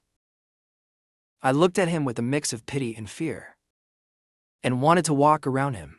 But a large, out-of-control dog suddenly dashed out of the alley. It charged straight toward me. In that dangerous moment, Uncle Liu used a stick in his hand to beat it to death. But he accidentally got bitten. The dog's owner wouldn't let it go. He demanded Uncle Liu kneel and apologize. He changed his tone just to humiliate him. Fortunately, justice was on our side. Later, I learned about Uncle Liu's background. It was quite a heart-wrenching story. So, I decided to keep him. I brought him to this orchard. Uncle Liu has been dutiful ever since. They say when the hailstorm hit, he ran into the hail, trying to shield the trees with his own body. Just to reduce the damage, it was Uncle Zhang who dragged him back by force. The losses were so severe, he couldn't even eat. This orchard became his spiritual support. Whether it's wind or rain, you can always spot Uncle Liu working in the orchard, and the farmers working here. All have varying degrees of disability. I never aimed to profit from this orchard. I treated it as a place of refuge. But when the orchard wasn't making money, it was the farmers who got anxious. They were afraid they couldn't bring me profit. Actually, a large portion of the fruits weren't even sold. They went to employees at Gu Wanyu's company, Zhao Zheng's company staff, and those students by who taught. By the time I gifted friends and family, most were gone. Gu Wanyu was already running around nonstop every day. I didn't want to give him extra work, so I handled it myself. I don't know why, but maybe I'm just not cut out for business. The orchard initially tried partnering with a canning factory, but that year, my fruits were all small and sour-sweet. They had cracks and wouldn't grow properly. The partnership failed. I lost a lot of money. I even invited experts over. Everything was up to standard, but I still couldn't grow good fruit. Uncle John was really skilled at growing fruit. He was a professor at the agricultural department of Fuoda University, but after retirement, he couldn't sit still. His children didn't really want him working anymore, so he gave me some suggestions through social media. He was recruited as a strong laborer. Usually, he just wandered around, doing inspections and surveys. Things did improve last year, but one hailstorm ruined it all. This year has been better. The mulberries and blueberries are growing nicely. At first, I thought just planting one crop would be fine. It wouldn't require too much energy. I was also afraid it would exhaust everyone. But they didn't agree. They didn't want any land to go to waste. They all hoped I could lose less money. Dr. Zhang, as an agronomist, loved the land. Even more so, he hoped the land could reach its full potential in his hands. A half-baked boss. And a group of farmers just learning to grow fruit. That's how the orchard was established. Of course, I only learned about all this much later. Soon after, they said their goodbyes. I wanted to keep them for dinner, but they declined. After settling Ling'er down, I carefully closed the door. Gu Wanyu called me from the hallway while on the phone. You handle it first. I'll come over later. I walked closer to her. It's so late. You're going out. There's a problem with the project. She casually draped her coat over her arm. I glanced out the window. It looked like it might rain. Drive safely. Gu Wanyu nodded. You should rest early too. Just as I was about to turn back to the bedroom. Zhao Yichin. I turned to look at her. Gu Wanyu stood at the staircase. Her eyes shimmered. I'm going to meet Zhou Jiming. He's the regional head for Asia Pacific at the private firm. I gave him a briefing. Is he reporting his itinerary to me? I understand. Come back early. Didn't I say we needed to talk? I'll wait for you. Gu Wanyu hummed softly. I went asleep, but it wasn't very restful. In my dreams, I kept feeling someone was staring at me. Suddenly, I snapped my eyes open. Sure enough, someone was sitting beside the bed. I rubbed my eyes and sat up. I turned on the bedside lamp. The dim light lit up the corner of the bed. Gu Wanyu. I leaned against the headboard. It's so late. Why are you sitting here instead of sleeping? The woman sat at the bedside with her head down. Her hair was wet, still dripping water. Her silk pajamas hung loosely on her body. I got out of bed. Why didn't you dry your hair? Let me get you a towel. Before I could go cold, a soft body hugged me tightly. I was caught off guard by her embrace. What's wrong? Have you forgotten everything?